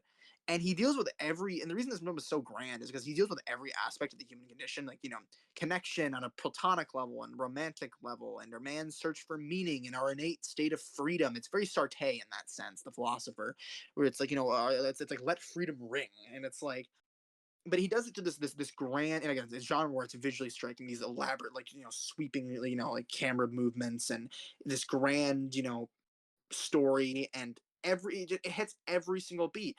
It's a prison escape film, it's a interwoven personal drama, it's a war film, it's a love story. It just is every aspect that it's a brilliantly made cinematic portrait of being a person in any single time, regardless of the fact that it is technically a war film. And there's so many parts in this film where you're just so moved, and I think that's why I'm drawn to it so much, because it's just so grand in that sense. Like that scene where uh the French Rosenthal, I think there's the French the colonel, and he grows to be friends with Eric von Stroheim's character, which is the actor in the film who also made Greed. And he's like, why would you? Because he sacrifices himself so the other two can escape. And the German officer, you can tell he didn't want to shoot him because they became fucking friends. And I've he's seen like, this why would you? scene Yeah, because he he's like, got why would drunk. you make? Oh yeah, because you already watched part of him. And he's like, why would you make me do that? And he's like, listen, it doesn't even matter, because one day the world is not going to need men like us when we're all gone and we've been swept away. And it's like, dude, there's just, oh my god, don't make me sob. It's like, yeah, just Don't go. Why make this is a film me. that just can only be experienced. It's gonna move you. It's so grand on every level. And yeah. What's next? Oh, Rio Bravo. Cindy, Cindy. Oh, here we go. Okay, this film hit me at a very strange time in my life, which I won't get into. But this is again, it was during my Western period, and it's based. Yeah, it's based. Knew it. I think on a rewatch, this might honestly might be higher. The only thing I think that keeps it higher is I think Howard Hawks' direction. I also saw this on His Girl Friday. I think Howard Hawks' direction is a bit tame for my liking, while the Oh, I cinematography hate his is last name. Howard Hawks, like Huck, like No. anyways, Howard Hawk. I think Howard Hawks' direction is a bit tame. It's competent. Like, again, he had the good eye for shot comes in, but I'm always going to prefer the more visually striking things. And but this film is like the ultimate hangout movie. Here's the thing: if you watch the last video, you would know that I despise movies about men, and I think that, and I don't like these big male And ensemble yet pieces. we I like got. these very, Look at how many there are. well, there's a couple, but like mostly like look at Verdania, my life to Yeah, I live. know It's there's like, those two, but there's a lot of men too. it's about again, the piano and Wanda were in God Tier the last time. But again, my point is what this film is, the fact that this film is the ultimate like dude movie, and I think that the fact that I like it in that sense is absolutely unfathomable. And I think that speaks to the fact that how well this film does that, because all the best westerns aren't dealing with like the very tried and true like revenge manly theme. They're dealing with something smaller than that. It's just something so grand. And I think the reason this film is so good is because it's really just about these three guys that are holding this prisoner until the officials can get here and get him. But what happens during that point, the plot, it doesn't matter. It's about these three men and their connection, and it is so moving and so personal and so emotional, and you get so enthralled in it in like the 2.5 hours that you see these people on screen, that you cannot help but feel for them. It is such a humanistic portrait of brotherhood and a Western with a Western backdrop that it's like that's what you're coming here for. This is the ultimate like get a beer with your buddies and watch it and like just sob at the end. If you do sob at the end, I almost did. Like the part where it's like he's sitting there and he's like and he's looking up at oh god, I'm gonna cry. I feel like I've said that like 20 times, but it's true. And he's talking to and he's talking to John Wayne, one of the buddies, and he's because he was an alcoholic, and after he met a girl and it didn't work out, and then they and then he became like a mess. He used to be the best shooter in town, but now he's just an alcoholic mess. But then as the film goes on, again through their connection and through the plot and through the narrative structure, he builds himself up again. And by the end, he's like, talking to John Wayne, and he goes, I don't even think about it anymore. I don't even want to drink anymore. And I'm just sitting there, and I'm just like, oh my god, I'm gonna sob. And I just think that it's so good. All these interactions are so well developed and so well built up and so well earned that it's like you can't not appreciate it. And the reason I say that it's more about like what is it's not about the plot is because there's an entire scene where they just sing a song, and it puts into perspective the fact that that's what this is about. It's about their connect. The time might as well be frozen when they're not inside a room together because what's happening on the outside of the building doesn't matter. And that's why this film is so unique because it's just about these interactions and basically nothing else. Like when they're sitting down and we get to see them, sing the Cindy, which is the song, like "Get Along Home, Cindy, Cindy, Get Along." When we see that, it's the icing on the cake. It brings everything together, and you realize what is actually happening here. And I think that's why this film is so singular and it stands the test of time. Go watch it. Go watch it with your buddies.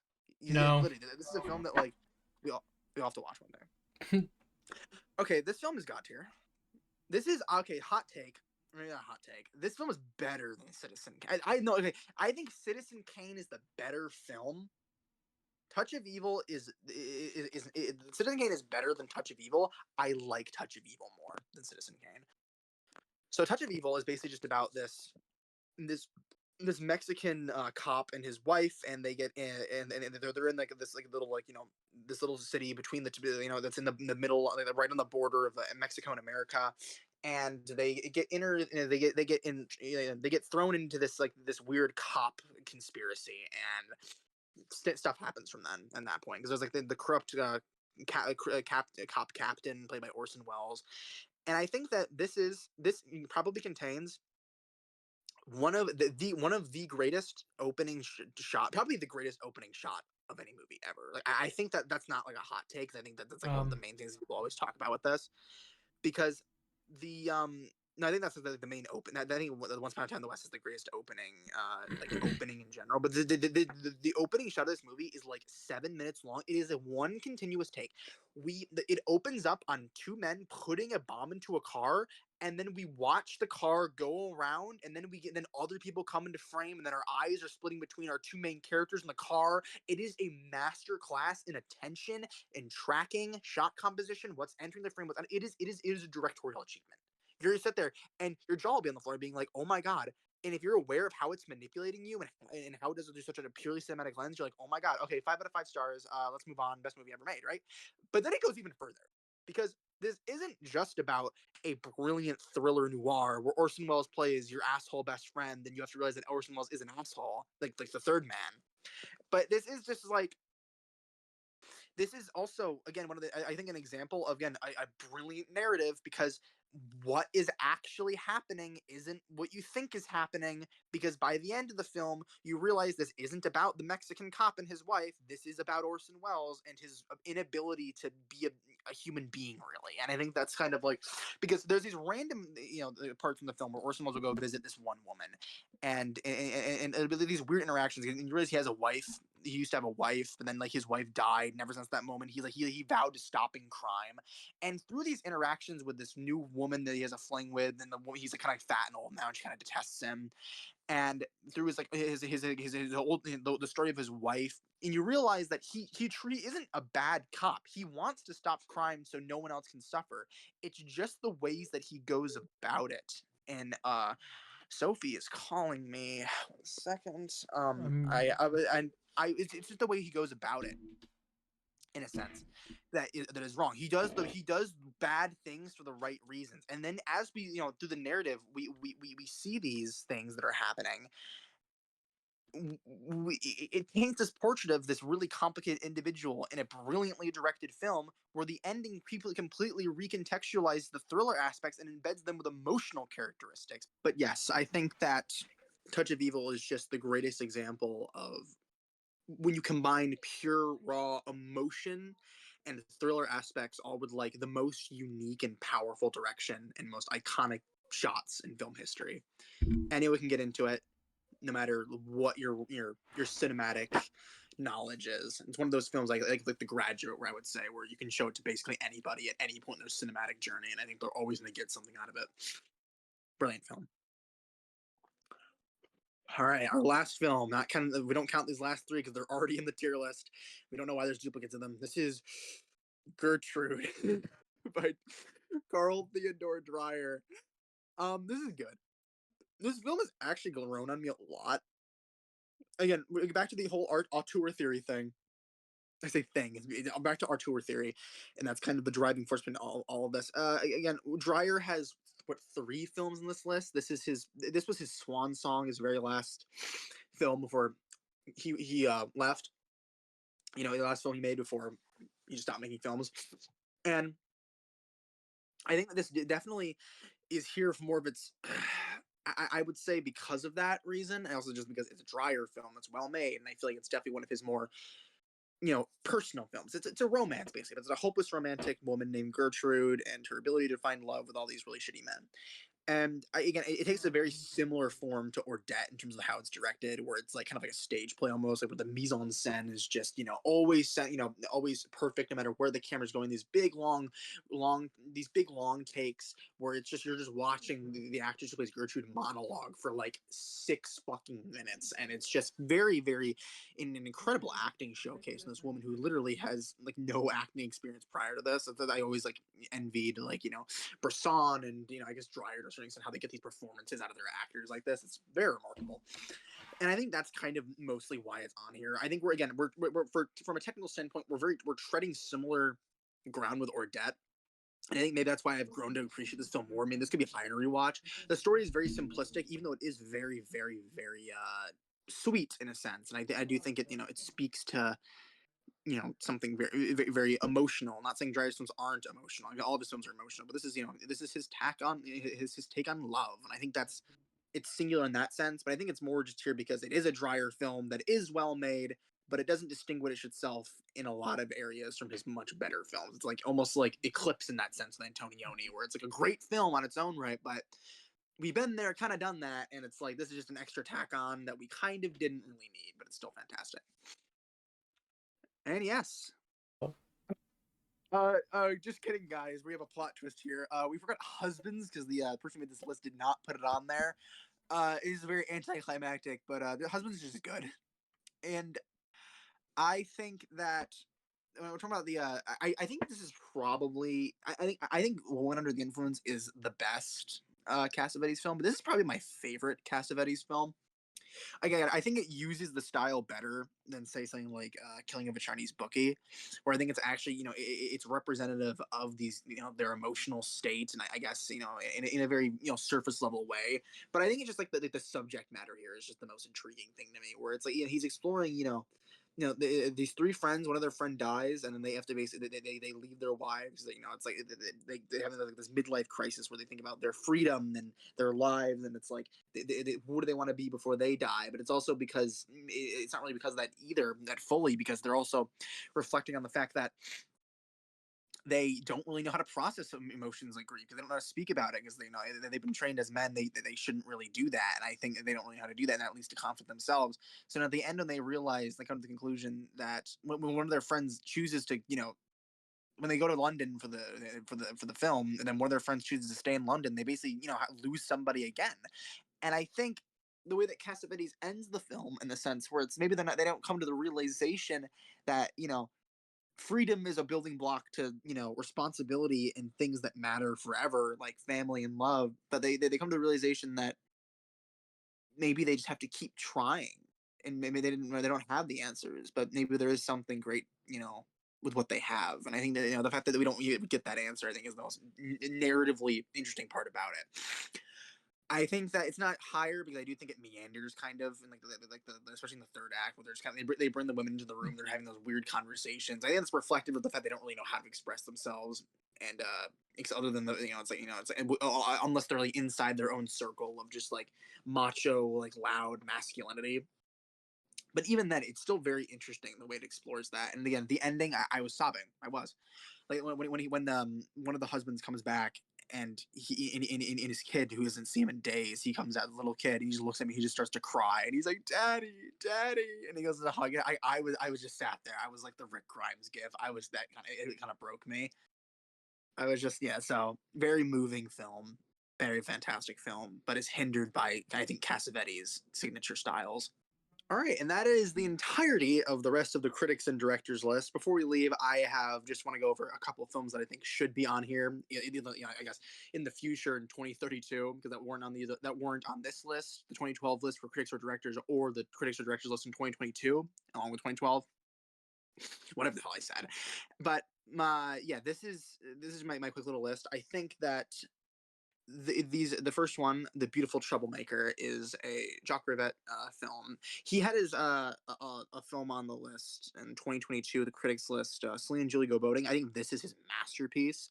This is, I see, a 4-hour film about a guy who meets this couple, and he wants the woman to be his muse for his next, his unfinished art piece, and it becomes this like meta reflection on the artistic process, and how love is like the ultimate art form, and in the relationship you have between subject and artist, and it's just the most spiritually profound thing as someone who creates art. And it's just, for 4 hours of literally watching like something paint dry, it just, this is cinematic peak. Like, this needs to be on here. Like, this is literally art itself, of dissecting art through the ultimate art piece. Love it to death. Who's Afraid of Virginia Woolf? We did Probably the that. greatest screenplay I think ever written. there's a bunch of these you've talked before in the original video. Oh yeah, I'm just gonna go again, because these are like the ones I'm hammering home. Because I just vaguely talked about them. Who's Afraid of Virginia Woolf? The greatest screenplay ever written. There's two Mike Nichols films I think should be on this list, along with The Graduate, but we'll get to that. I think this is just one of the most brilliant character pieces, one of the most like clever films, from a writing perspective. The screenwriting does not get better than this. And if we're talking about the greatest 100 films, the fact that this is the greatest screenplay ever written, it's like, yeah, this kind of needs to be here. Next one, a Millennium Actress. I think that, like, in terms of animated films, especially in the 2022 list, we got two kind of mediocre Studio Ghibli films. Like at I think least we should have go from versus, like, one. so, so if we're gonna have at least one animated film, I think we need to go for like the higher brow art ones, and the ones that actually have a lot to say. Yes. And I think that, like, Millennium Actress is the perfect example of that. This film that is literally, like, about so many things, the artistic process, love, and it's all done in 80 minutes, in the most grand spectacle of just someone's life journey. And it's just the perfect encapsulation of a film that I feel like would fit so well on a list like this, and scratch the niche of, like, of the animated films.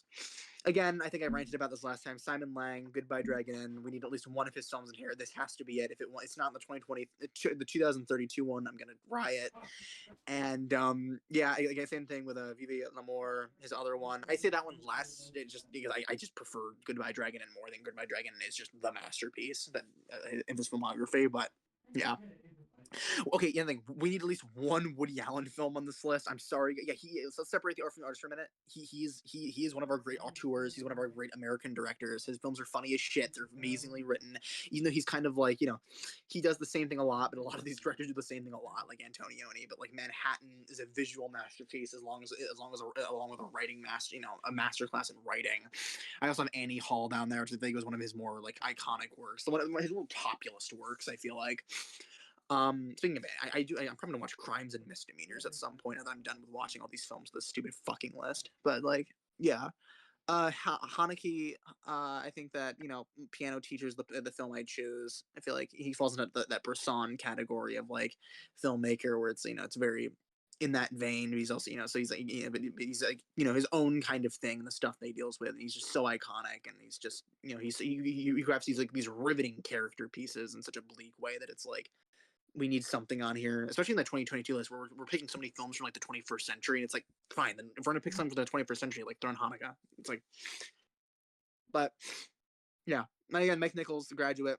One of I think this is I recently showed this to a bunch of friends of mine, and then again, I think it's in the same vein as like uh, a touch of evil, where it's like you can show us to basically anybody in their cinematic journey, and like they're always gonna get something out of it. This is probably the example of how to do a populist film with such artistic prowess in terms of your directing. Like this is probably one of the greatest directing achievements ever, and it's literally for a movie about a guy who was literally just got out of college, and it's just a masterclass in directing. There's a reason they teach this in in film school. Not that I've ever been to film school, but I'm just they do. I just know that.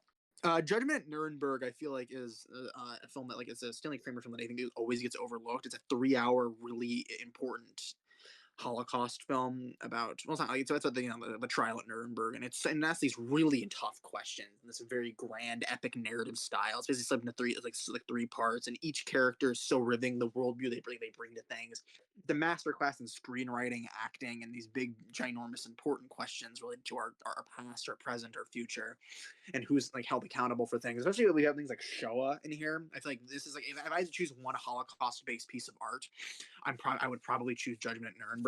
Masterpiece. Go check it out.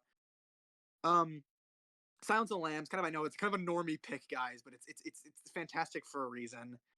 Very very just I can't. It's the Silence of the Lambs. Just you definitely have seen it. This next one I'm very very passionate about. We all loved each other so much, guys. If there's one film I said one. I say go like watch The Beautiful Troublemaker or something, or any of these films. Like, I have these extra films, but like, guys, this film is so fucking good. Like I think that like this is definitely this is the best the best thing I've seen all month. It's probably gonna be the best thing I'm gonna see for the next 3 months, or maybe probably to the end of the year. But it's like even though the year's about to end, but it's like this film was so good. Scola, I think he also had what is the other film? A Special Day, which I think is another great film that I think maybe honestly at some point I'd be so okay with it being on this list. But this is his masterpiece, guys.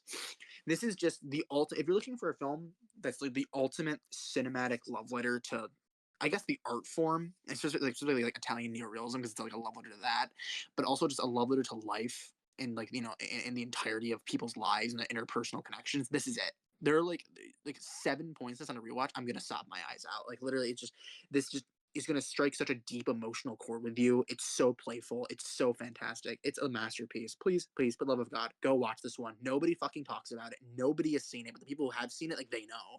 Those who know.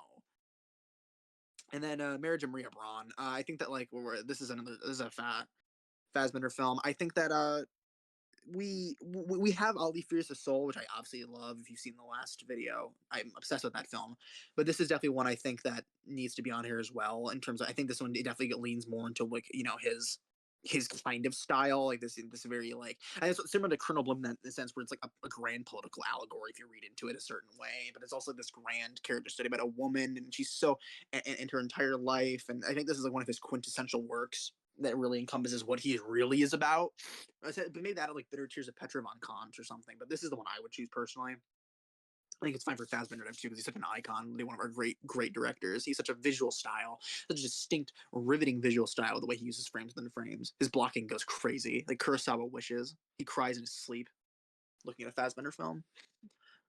All About Eve, like yeah, I think this is kind of a basic one, but like guys, where's All About Eve in this fucking list? Like I'm sorry, like this is like the quintessential screenplay. I know it's like not a very directory movie, but like the story here is so good that it really doesn't even matter. It's like come on, guys, like this is like I know it's also from really biased because this film is like so far up my own ass into the things that I like, and it's like I would literally die for Eve. Like, it's like I feel for her, even though she's like a shithead, but like I love this film so much. Go watch it if you haven't seen it. Perfect movie. And then we have Jules and Jim. Now, I know I was just talking about all these different films that I want to be on this list. But I have Jules and Jim here because I wanted to go on this rant because I needed to get out of my system. And it's the fact that this film is so fucking bad.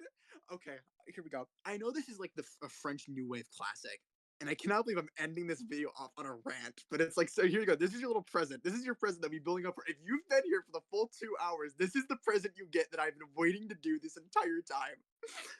Jules and Jim is a French New Wave classic, but it is so bad. Now, let me tell you a story. I woke up one afternoon, very, very, very, very, very, very hungover.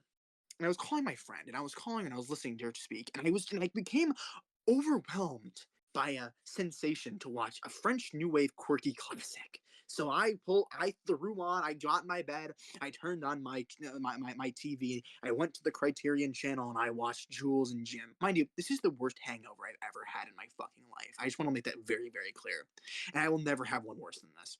It was the day after Thanksgiving, and I sit there and I'm absorbing it, and I'm like, wow, this is a really playfully directed film. And then the characters start talking, and then the narration starts happening, and things are happening so fucking fast, and they won't shut the fuck up. Things are happening at a breakneck pace. My brain is melting at the speed at the speed things are happening.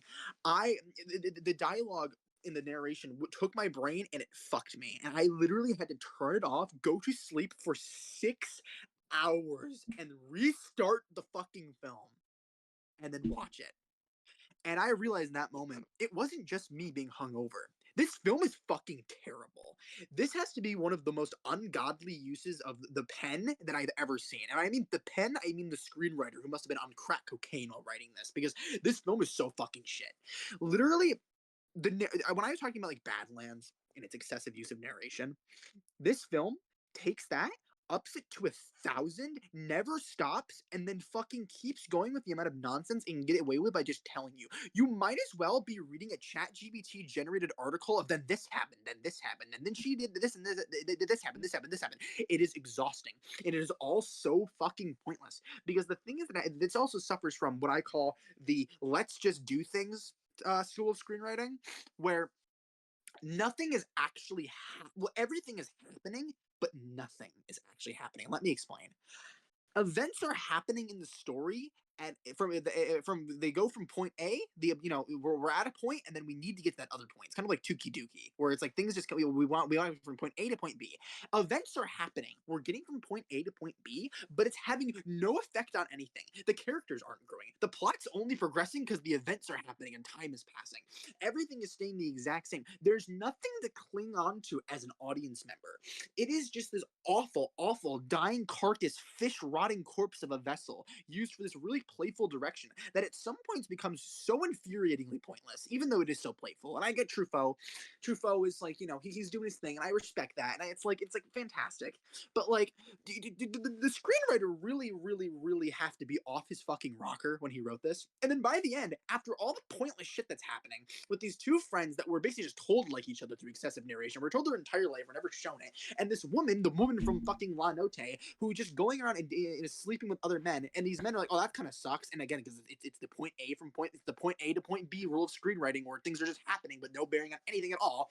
We get to the end of the film, and you think there's no way it can get any worse than this. There's no way it can get any stupider. There's no way it can get any more pointless, right? The woman from La Note pulls out a fucking gun and starts, and it starts holding people at gunpoint. What the fuck is happening? Why is it happening? There are no answers to this question. There are no answers to anything. You will die with these questions. This movie is horrible. This movie is a French New Wave classic of absolute utter garbage. I think that maybe if I rewatched it one day, if I ever do, maybe I'd like it more. Because I want to like this movie, guys. I'm stuck in this perpetual prison of this awful film that I wish to like so badly. It's like every Bella Tar movie I've ever seen, but I just can't do it. I just can't do it. If I follow you on Letterboxd and I ever see you rate this thing more than 3 stars, I'm sorry, we're done. It's over. It's over. I'm gonna be the woman from La Note. I will pull out the gun, and it's over for you, because it's just this movie fucking sucks. And if you think so, if you think it's good, I'm sorry, you are insane. And that's my little rant. I fucking hate Jules and Jim. I literally, yeah. All right. Thanks for coming, guys. Thanks for watching. Well, I don't know what we're gonna do eventually. I like these tier list videos. If you wanna, it's like I was thinking maybe do like maybe a tier list video of ranking all 60 of my favorite films on a tier list, but I don't know. We'll figure out something. Oh no, we'll then no, we'll definitely do this. We're doing an Oscar. We're definitely when Oscar nominations come out, we're definitely doing an Oscar nominations like retrospective of the nominations. Guys, Amelia Perez, the worst movie of the year. It's gonna get like 17,000 nominations, and it's gonna be fucking awful. So you're gonna be complaining about that. And yeah, watch these films. Don't go watch Jules and Jim. Go watch Grand Illusion. Yeah, goodbye. Follow me on Letterboxd at John Lark.